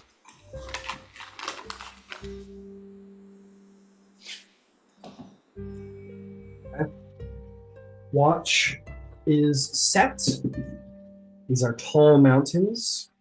And for my survivalist, my Amazon, the only creatures that dare dwell this high are those who are capable of climbing such mountains easily enough, such as goats and rams, or the predators that stalk them. So it is not completely safe just because you are so very high. So my only question is this: which watch will not have eyes on it? Because all of you require 6 hours of sleep, 2 hours of watch. 6 First hours, is covered. 2 hours of watch. That should cover us, right? If we sleep for 6 hours. Yep. 3 times 2 is 6. There's 3 of us, each of us for 2 hours. Well, it's an 8-hour rest, and each of you needs 6 hours. No way, that doesn't work out. This is impossible. I've been doing this for years. How does this? No way. You need 8 hours of rest. Each of you could have 2 hours of chill time. We just have to No, it's because, think about it, Vasaliki, you sleep for 6 hours, right? Which means you need 3 rounds of watches to cover you. 2, 4, 6. Yeah. Trying to mind fuck me again? Well, I know what I know. I've been doing this for a while. Okay, so yeah, there is going to be 1 watch where all of you must be asleep. Lightning bolt just slams next to the tent. I will watch in their stead. I'm thinking maybe the third watch goes unguarded because I mean I'm not gonna wake Vasaliki. Maybe Vasaliki just wakes up super early. What is the penalty of 1 exhaustion? Disability. 20, Disability? 20 depends on which edition you're playing. Are you considered a 2014 or 2024 there? I think I'm 24. I think. Yeah, every time you receive an exhaustion, you gain 1 exhaustion level. What the Which fuck? means This that is way different. yeah, it's very different than Legacy. Basically, you have a -2 to all D20 tests, and you have a -5 to your speed. I don't know if it's worth it. It's Yeah, tough. D20. It's never been forgiving, but it's especially it's never been forgiving. But I think this is a little not as bad as Legacy. it's anyone's guess, man, because that shit adds up. You know, 3 levels exhaustion, you have -6 to all D20 tests, attack, whole save, ability checks. I'm just saying, -15 to for speed. 1 level of exhaustion, -2 to D20 test, -5 beat to speed. But that'll slow us down. He's gonna slow us down. You'll be slower than Candybus. Yeah, right. I will carry you. It's and plus you had a big day, buddy. You had a big day. It's early to be pushing yourself that hard. I am Romulus. Yes, you are. And it's very early to be pushing yourself. No, do whatever you want, man. Do whatever you want. Which is it? Okay, let's do it this way. Vasaliki, which watch do you have? Because Romulus has one. What do you got? Last, I'll take the fourth watch. Yeah, wake up super early, unsurprising. Candybus, which Second. which one? Second. Does anyone want to cover third? I'll do it. There will be exhaustion. Your long rest will be forfeit, basically. If you're gonna cover 2, You may as well cover all. Yeah, I might as well cover all. crazy bastard. You crazy bastard. I want to check something, because this might affect Force March, too. I don't think so, but I'm going to check.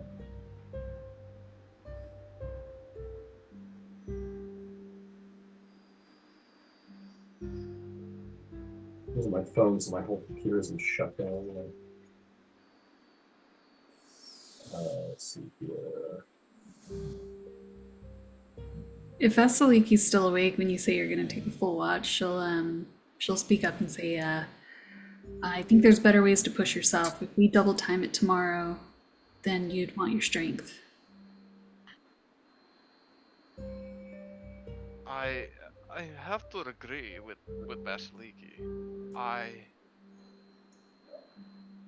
think it's worth the risk for 2 hours unwatched to ensure we have a productive day tomorrow.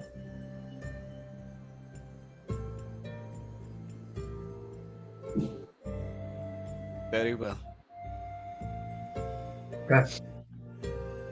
Roll rest.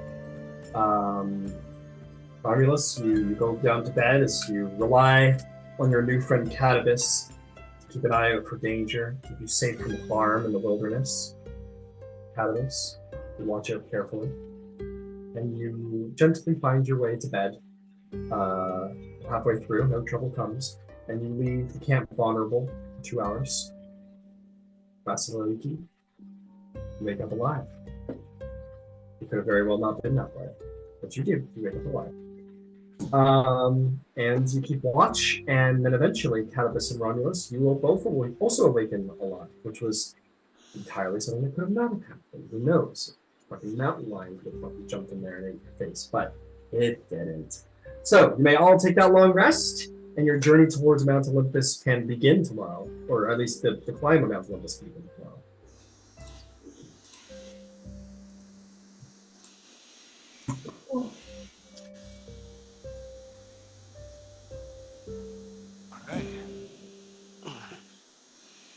Okay. Let us begin our journey.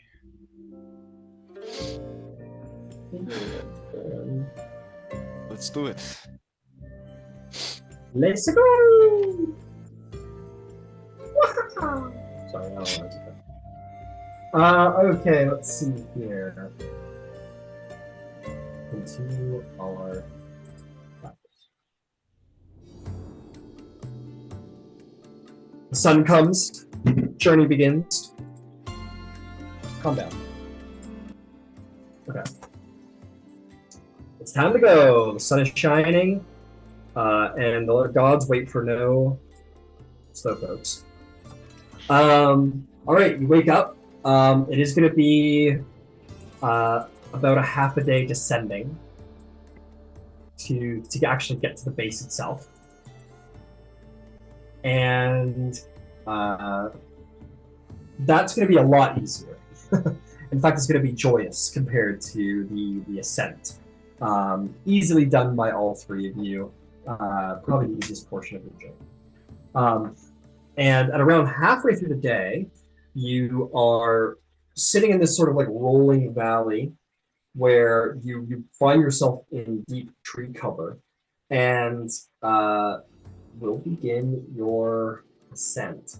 Now, okay, sweet. I know how I just figured out how I'm gonna do random encounters. In this moment, I've been planning all this time. I just figured it out because I want there to be random encounters. There's gonna be many because this is Mount Olympus, baby. Okay. Where, oh where? Here it is.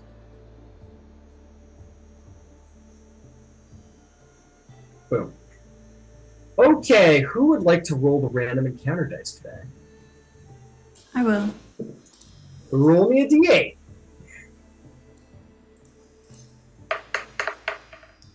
Two.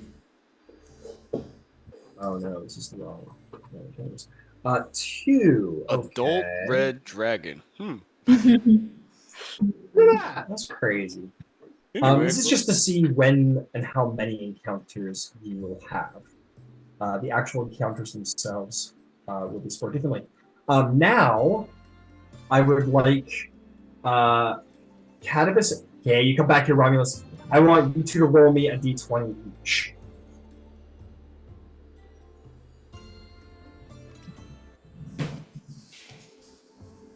Oh, buddy. Well, at least I got it out of the way. Not one. Okay. If that's the case, I don't really need Romulus to roll. It's to see if Romulus rolled higher. okay, I rolled an 11, but if it matters. You rolled higher. It's all good. So, if that's the case, the last thing I need. Oh, sorry. One more time. What did you roll there? You rolled a 2, Vasaliki? Yeah. Okay. Fun. Roll me another one. Another D8. Another D8. 4. Okay.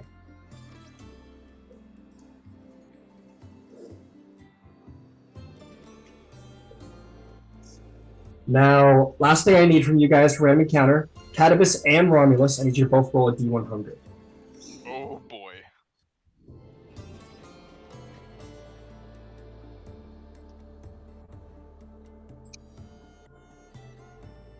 Uh, 26. 26. I take that back, Romulus. Sorry. Romulus, I take that back. I want you to roll me... How best to do this? Guys, what is he doing to us? I essentially need you to roll me a D22, but I don't know how to do that. So I'll tell you what. D22? Technically, yeah. I mean, So here's what I'm going to say. Roll a D10, and then roll any dice even odds. And just tell me if it's even odds. Okay, I'll roll the That's the best way to D10. do it. Okay. It's a 7, and then roll any dice, even or odds. Okay. D6. Do me a D6. I got it. D6. D6. Okay, so the D10 was a 7, and the Got it. D6 is a 2. 7 and a 2. Okay. We're good. And one more time, what'd you get, Candybus? 26 on my D100. 26. Beautiful. Okay. I've planned out your day. I've got a whole itinerary planned now. It's great. Okay. You're in this valley, Vasaliki, traveling. I do need a survival check now. Descending was easy. Now it's time for the ascent, and you're in thick tree cover. Oh no, I keep doing so bad. I got a 7. You have inspiration. I gave you inspiration, didn't I? I have inspiration? Yeah, I'll use it. Because session 1 inspiration. Mm-hmm. Sure. Alright, a 19 for survival. Got it. I should have been a human, dude.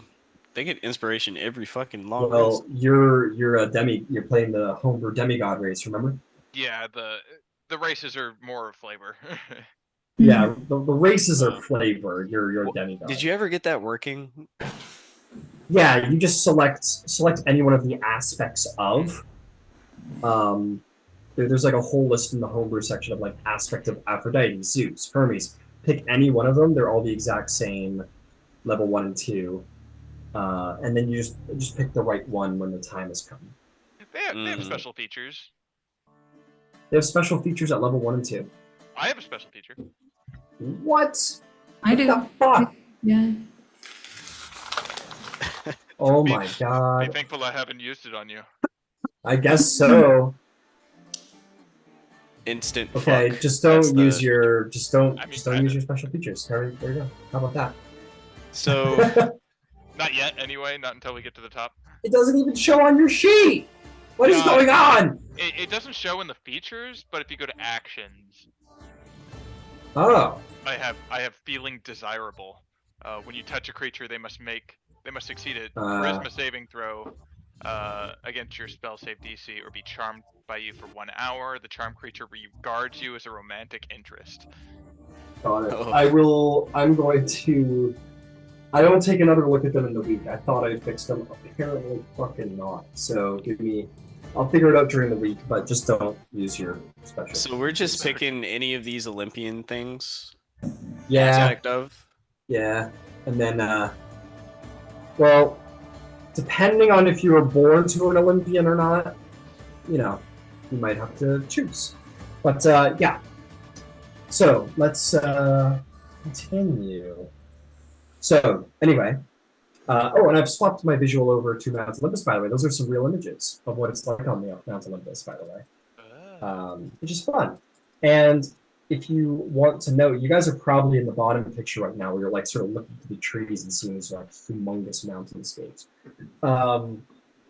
Mind you, the peaks are, man, I should have just uploaded my own pictures that I took when I was there and just throw them in there. Maybe I will next session. But yeah, you're down on the very bottom slope and begin to sort of make an ascent. Vasaliki, you are feeling inspired and you do a good job. And you begin to sort of help the party navigate on terrain that is like, you look over at like the vertical rock wall and your pythons, and you look back at the crew and you're like, fine. And you, I guess I'll pick the fastest. Well, maybe you're personally inspired too, because you're like, I want to get there the fastest. I don't want to just like pick the hardest goddamn route and take longer doing it. You're like, I want to pick the efficient, quick route now. So you like steer around it and start taking like easier terrain to travel on, trying to preserve energy, trying to find better footing so your whole party moves quicker. And you do. You're making great progress. You will not get lost today. Very easy to get lost on this mountain, but you are not, which is great. Okay. Afternoon. We're gonna turn this music down. This shit's about to go down.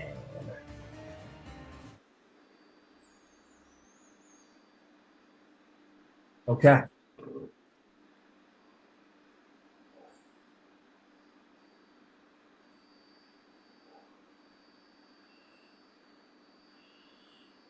Oh, this one's cool. All right. You're traveling up the mountain. And you see a most strange sight. You see a hoplite warrior here on the mountain, dressed like any of the warriors you might have seen down in Gonosos, I believe, how it said. Any old hoplite you might have seen in colors you don't recognize, and really damaged armor, like he's been through hell recently. Not like patched it all together and banged it out, but like recently been through hell. Dried blood, covered in dirt. He has a spear in his hand, as there's dried blood across his arm. And he kneels before this shield that is planted in the dirt. And laying in front of it is a skeleton wearing similar hoplite armor to what he is wearing. And he's sort of kneeling before it, whether in reverence or exhaustion, he is kneeling before it. Kind of come to the trees and see this through the trees, maybe like 60 feet off. Should we approach or give him some space? Seems to be a fellow warrior mourning the loss of a soldier. I think we should leave him be and give him privacy.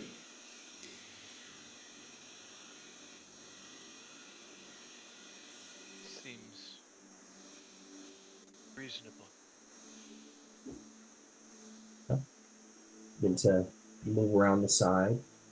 You're giving him your privacy, but do any of you like watch him? Yeah, I'll keep an eye on him. Yeah. Make a perception check. Anybody that's watching him? Yeah.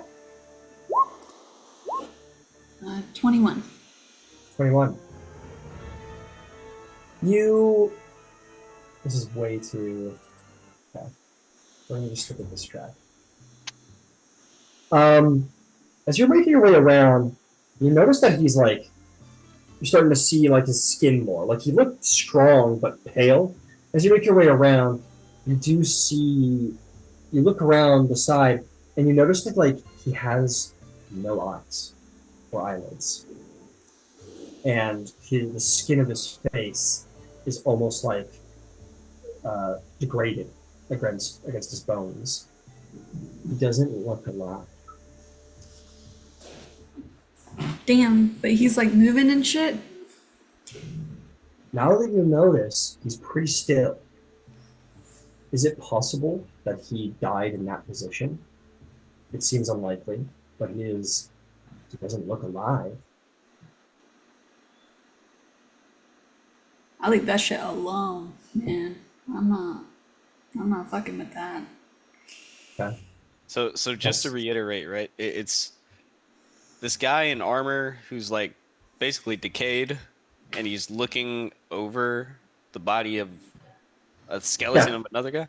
He's basically like in that kneeled position like this with a spear over the skeleton of another hoplite with the only thing that doesn't seem to be in like horrific repair is the shield, which is embedded in the ground above the head of the definitely skeletal dead hoplite. What kind of shield? So it's a decent, it's like a well-made looking shield. It's a decent shield. It maybe even has metal built into it, which is, you know, that's cool for a hoplite. It's expensive. I will go investigate. Oh, I don't think that's a very good idea. Okay. Hmm. Romulus bravely steps forth. And as you boldly step forth, bravely so, Romulus, towards this most strange scene, um, you move up to them. And I'm going to send you something in the Zoom chat here. The Zoom. Don't hurt me too much, Dad. Um,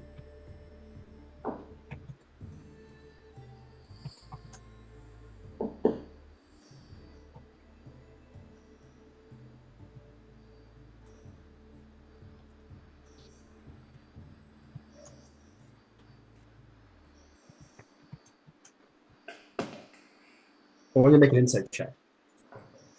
Insight. Okay. What'd you get?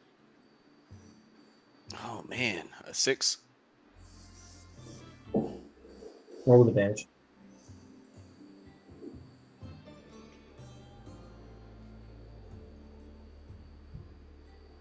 Uh, 13.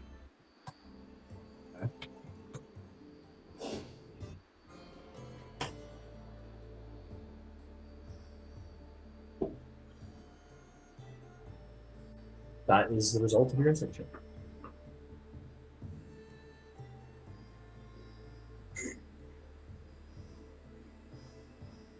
Hmm.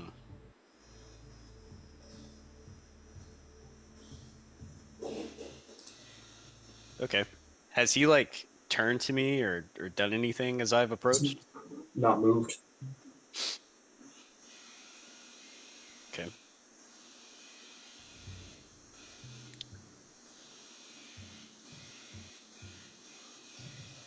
I will.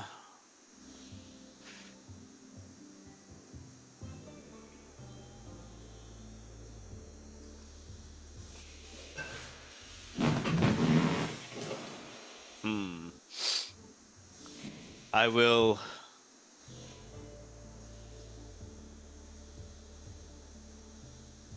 See you eyeing that shield. What happened to honoring the fallen warrior? Yes. Um. I'll walk closer to the individual Okay. and I will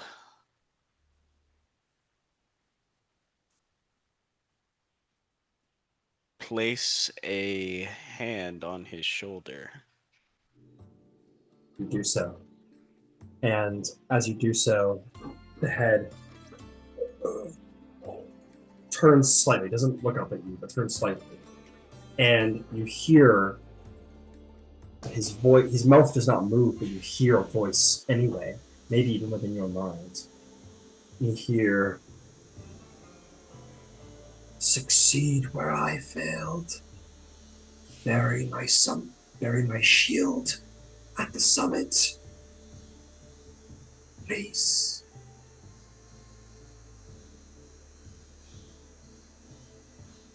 If I do this,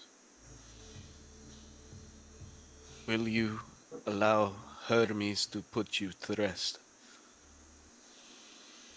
I could then rest. Yes.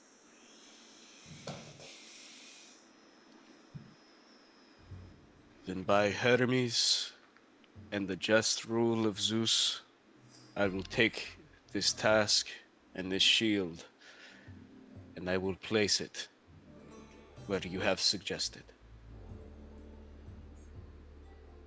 He nods. And there is a gust of wind. And you two don't know what it is that Romulus does, but you see for the second time the beautiful, glorious sight of Hermes, messenger god, god of travel, all of these things, stands now before Romulus, 8 feet tall, gorgeous, beautiful, sleek, and swift. Hermes, the messenger god, is here and regards no one except for you, Romulus. And he gives you a nod. He will say, "Thank you, Romulus, stubborn little bastard." And he is going to take from his side what looks to be like some kind of beautiful gold gilded ornate water skin. And he is going to open the top. And he says, "In you go now." And the spirit sort of fades as if the wind blew towards the water skin, and the image of the warrior vanishes. Hermes' corpse, this gorgeous gilded water skin that he carries. And he gives you a firm nod, Romulus. He says, "You should not have to wait any longer. I shall see you at the top." Yes, you shall. They're going to like you. And to be clear, when he showed up with all of you, he was full of the Zeus doesn't summon, he's full of charisma and like he's full of personality and quips and trickery and definitely making a show of it. But here he's much more solemn in this moment, and he corks it and wastes no time and just sort of makes the movements, the wings on his boots, his famed divine boots, wings flutter outward, and he moves swifter than your eye can see as he departs to the underworld to see this soldier return to his rest. And I'll pick up the shield, kind of look it over. It's a nice shield. It's metal. It's probably made of bronze. It's strong. Does it seem to be of better make than the one that I have, which is just a regular shield? Yeah. Okay. It's seen battle. It's got some dents and scratches on it. Nothing detrimental, but it's definitely made of better material. Yeah, I'll kind of, with some cordage, strap it to my pack, and just kind of have it dangling there. There's your handout of Hermes. You met one of them. Like them all. Ooh. Wow, damn. Well Hermes is done. looking good. Is that like a fucking 15 pack? What the fuck is that? Yeah, man, he's a god. He gets all of them. All of them. He gets all the packs, buddy. And yeah, after I have the shield secured, I'll walk over to the party.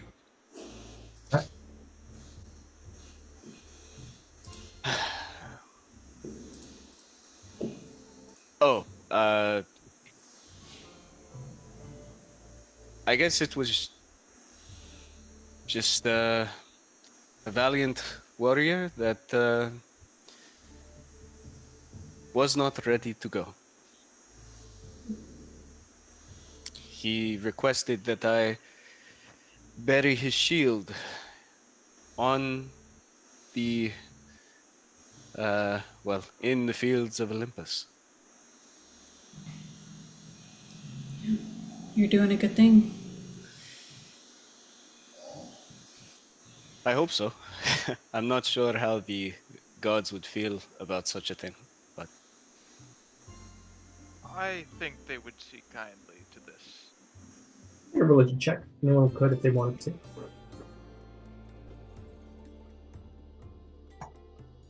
I don't need a religion check because I'ma do it. I don't care.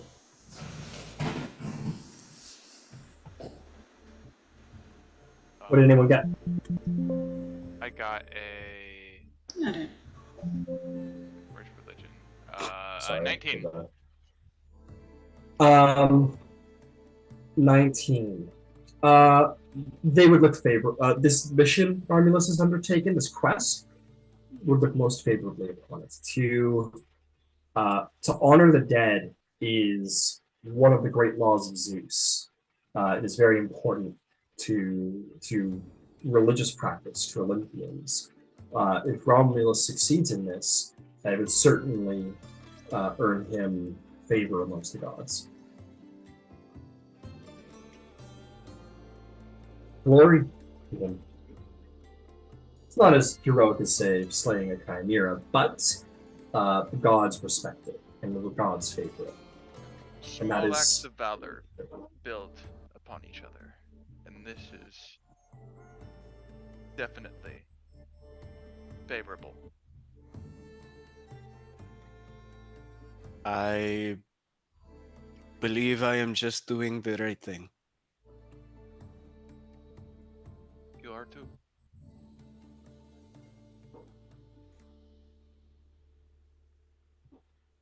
But I am to what?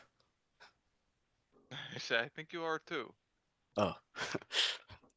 But let's not get held up any longer. I'm sure we're burning daylight. Indeed. Let us proceed. Vasaliki? Yeah, and she'll lead the way. Lead the way. You continue up the mountainside. You travel, and you travel well. Thanks to your skill, Vasaliki, you think you may have made up for some lost time today. You did a good job. And there's a certain point where you're like looking at the sun, you're looking at the trees and the cloud cover, and you're looking, you're like realizing that there's like a decent vantage to like see the to see the beach side, to see the lands down below. And you think this is a good sort of photographer sort of viewpoint here. And you do notice the sun is mostly down, still enough time for light, much like yesterday. And perhaps you decide, after 8 hours of travel, we park here, basically. Declare that this is where we will stop for the night. And you've made good time. You've made up for some lost time, definitely. I will say. Go ahead. I assume the cartography takes longer than 10 minutes. It does, most certainly. Okay. So bardic inspiration wouldn't necessarily help. It must be used within 10 minutes, but if you wanted to inspire her for the task, I will allow it. Yeah, yeah. I will do so, and also if Cool. Romulus is going to fetch us supper, I will inspire you as well.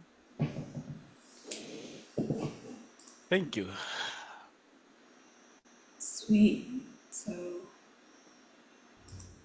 Uh, You two are Well- just still very strong. I need to offer my services in the way I can. How do you inspire us? Well, I play you a beautiful song, a beautiful sonnet. Mm-hmm. Mm-hmm. all right. About Vasaliki. about which? Let's see here if I can think of something. Uh, this is The story of a girl who cried a yeah, river to drown the war. this is I'm just a girl. this is the story of how my parents met, King Deucalion and Hydra, his wife. They met Oh. at the family reunion. Family reunion. incredible. That's how I met your mother. Oh, you know how royalty is. Great, love it. I'm feeling inspired, and so inspired that I roll a 25, Oh. natural 20, plus the bardic inspiration is 27. Oh, what the fuck are you fucking? What are you mapping today? If you wanted a persuasion check, it got a 25. Or performance check. A 20? Oh, Jesus Yeah. Christ! You like guys? 25 is like worthy of the gods, like divine level of music is like beyond that. Like this is easily what Candybus plays. Is like you're like ha ha ha ha ha, but like there's such a like nuance to the lyrics and a beauty to the music that is like it's like Apollo himself wrote it and Hermes himself played it. It's definitely on Dionysus's playlist. It's Like, on Dionysus' playlist. If the muses were here, it is truly a work of divine making, and like you both find yourself like moved to tears, like you like catch yourself getting a little misty eyed, maybe. Like it's truly incredible music. Yeah, I've never felt so inspired. For you sure. really didn't hold back, huh? Yes, the 12-minute lyre solo is what really got me. My fingers started to bleed. What was that bardic inspiration roll, by the way? Mine? Or That's what you No, think, no. yeah. I don't know. Oh, my bad. We roll that, don't we? Yeah, you roll Yeah, that. you That was roll just a that, performance check. I can't do all the work. So, Vasiliki, what'd you get for your cartographer check? that would be a 27 then. A 27. Um, uh, just like you're filled with Candybus's music, and you go there to perform, and like the warrior, maybe you just like have a nice cry before you start working because like you Yeah. needed it after that song, and then you get to work, and yeah, maybe you're like inspired and like misty eyed. What is it that you're trying to like? What map are you making right now? I want to map like Mount Olympus and the trail that we took today. Okay. Yeah, and maybe where we found the shield and saw Hermes. Okay. I will say that you begin a new map and you Oh, I start want to working. be part of the same map though. Like I'm just building on to like one big map. Okay, so was the first map like a world map then? Yeah, that's the goal. Okay, so I'm gonna say taking the path up Mount Olympus and like marking where the body was, that's definitely like magnified. Like it's a lot more specific. It's a lot more like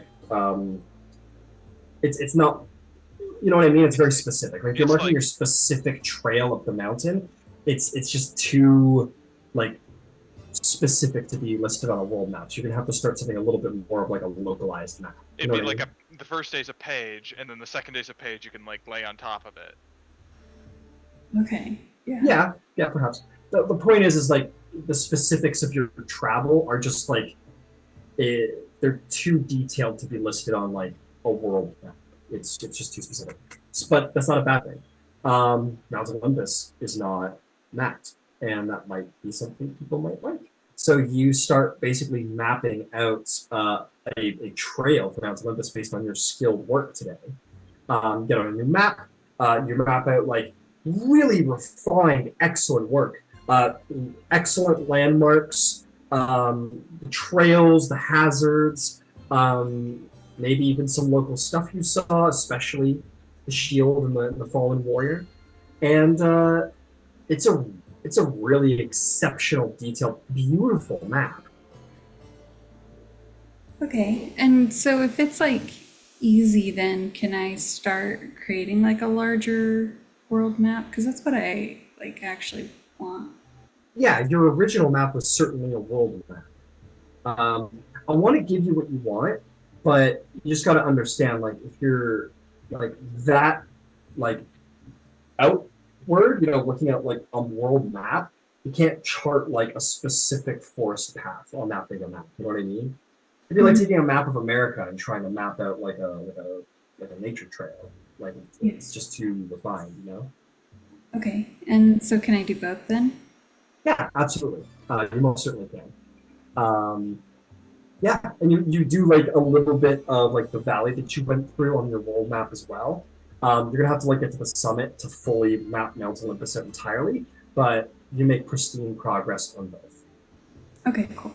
Yeah, you've done the mostest. And as you finish the mostest, you're like packing up your stuff, and you think you hear yelling.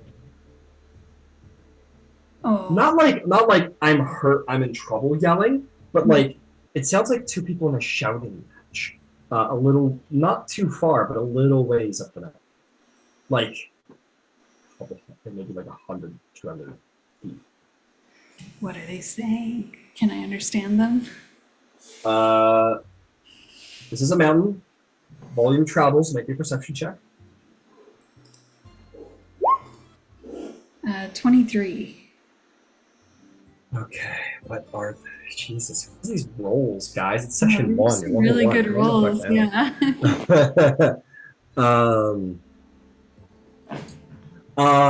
You hear one person says,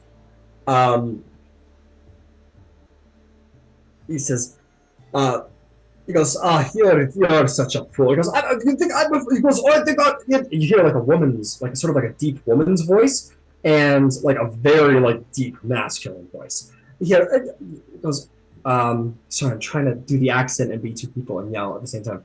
I'm just gonna tell you what they're yelling about. If that's okay with you. If you go to the scene, then you can see maybe two people.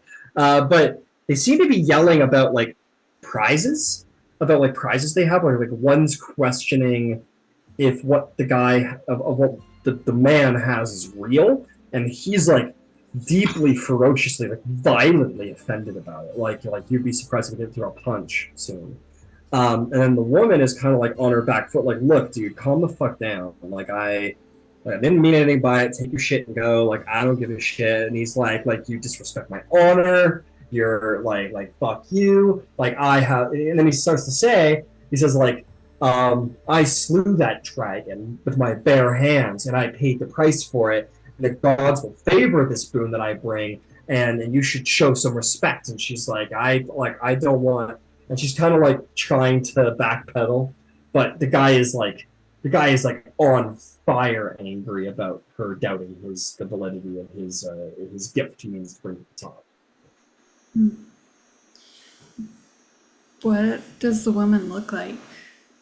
You don't know. You can only hear them. You need to get closer if you want to actually see them. We all hear this? Yeah, I was about to ask. Are you guys Maybe keeping not a as lookout clear. for anything? Are you two keeping? How far from them would you have gone to do your mapping, Vasaliki? As far as I needed to, I didn't. Okay. How far would you have called too far? Like a quarter of a mile.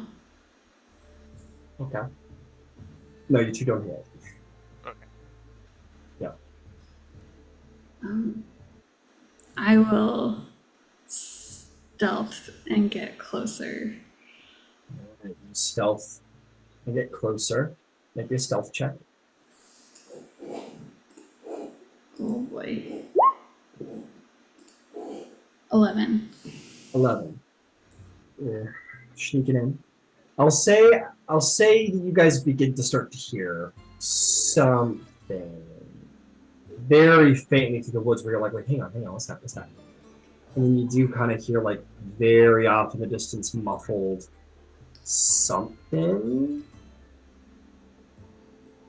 Sounds like two voices, but there's no way you can hear it or make out how many people, whatever.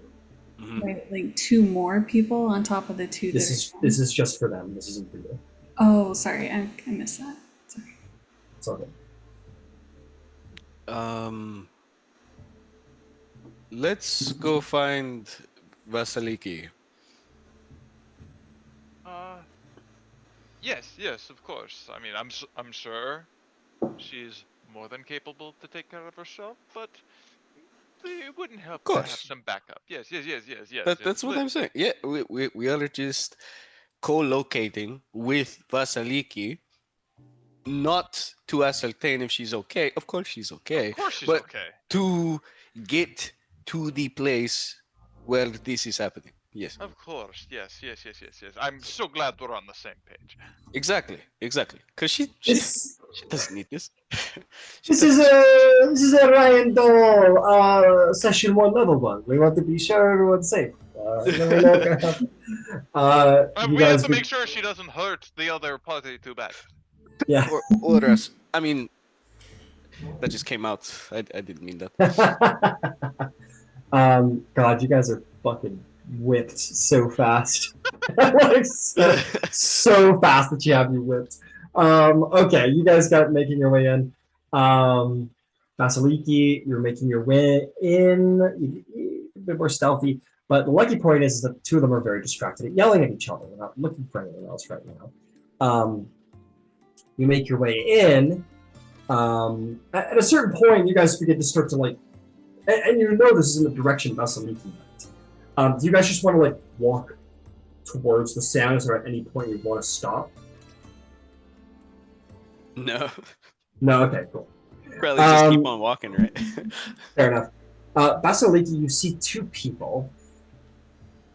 The first of which is this like.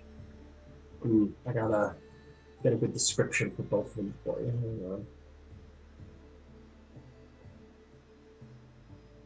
Oh, you're gonna do me like this, dude? Come on now. There we go. You see this middle-aged man with a pretty decent like beard, but it is like well-shaped and sort of curly. It is like red, as is his hair. He has like a rather strange appearance, rather fiery-looking appearance.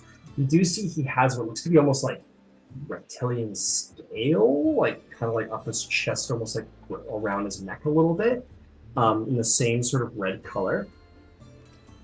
And he's very like strong. He has big arms, but he's also like a little heavy set. He has the bearings of some like fat civilized king, right? He's clearly got might about him, strength about him, but he's a warrior without a doubt. He's got like this huge like 4 talon scar across his chest too. Like this guy's seen some battle in his day, and he is just angry. He is like wicked angry, on fire. He has a dagger at his side, and he has like a big old like club, custom made sort of like battle club at his side, and he is yelling angrily at this dwarven woman. Is she? No, sorry, she's not a dwarf. She is this like woman with like long brown hair, but she has like her feet are black, and you think it's skin tone, but it's just like black, almost like soot, and then just ends and becomes sort of like tanny, regular skin. And as she's like stepping back on her bare feet, you notice there's like little plumes of flame as she steps. Like everywhere she steps, there seems to be like a flame, like kind of just like a spark, not really a fire, but more like a spark. And her skin is like a little like very dry in certain places, like it's like almost cracked. But she does have like a nice enough face. And she also has a very nice, what looks to be some kind of like stone carved war club at her side. She's pretty strong and broad for her size. She's not particularly like, she's not like classically beautiful by any means, but she's, you know, she clearly looks like she's strong, like an unusual woman. And she's definitely like, okay, easy, buddy.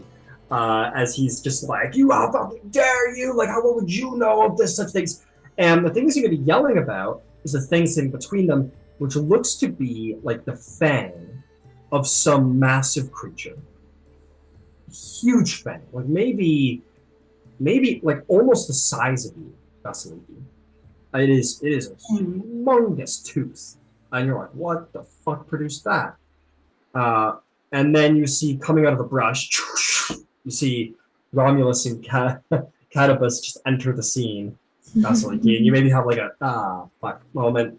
As what the like fuck? Oh, sorry. they both turn and look at you.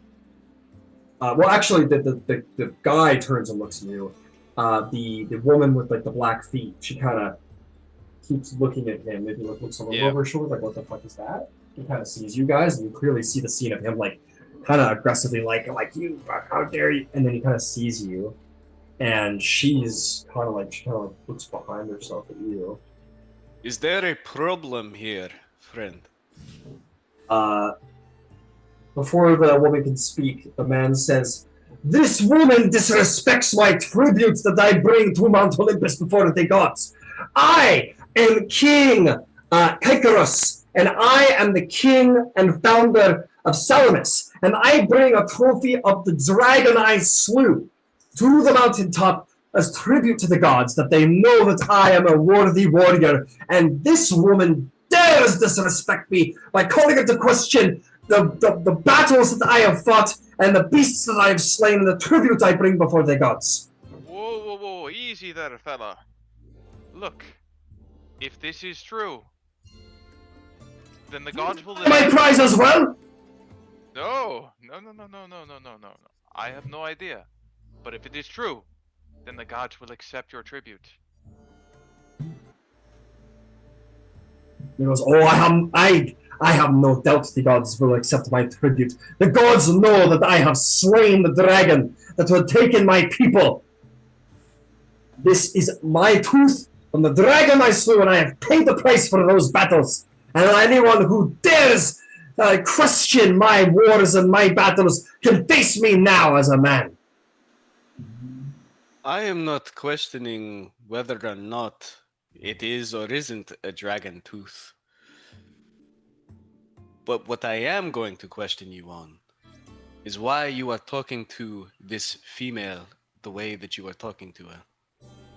For exactly this reason. What does some mountain woman, how dare you question, she's directing at her, how dare you, some mountain woman, question the honor of a king?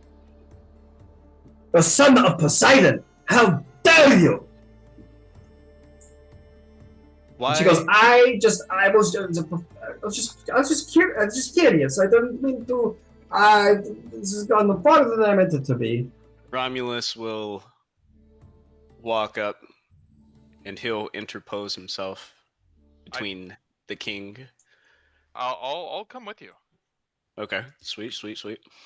He just like this is fuel on the fire what you're doing right now.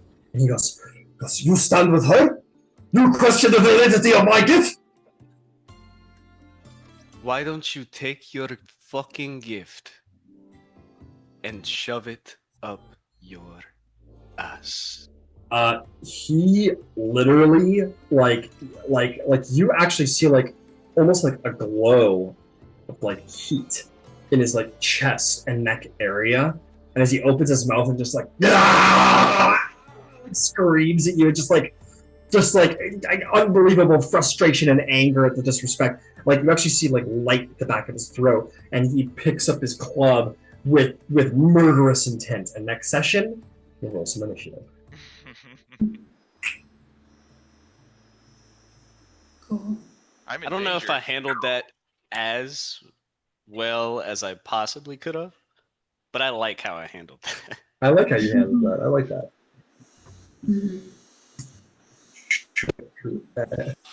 It's gonna really suck when it turns out he was in the right. And this mountain lady's like evil. I mean, yeah. I mean, it seems like all she's evil of is asking a question. So, what do you guys think? Son of Ares or Hephaestus? What, the mountain lady?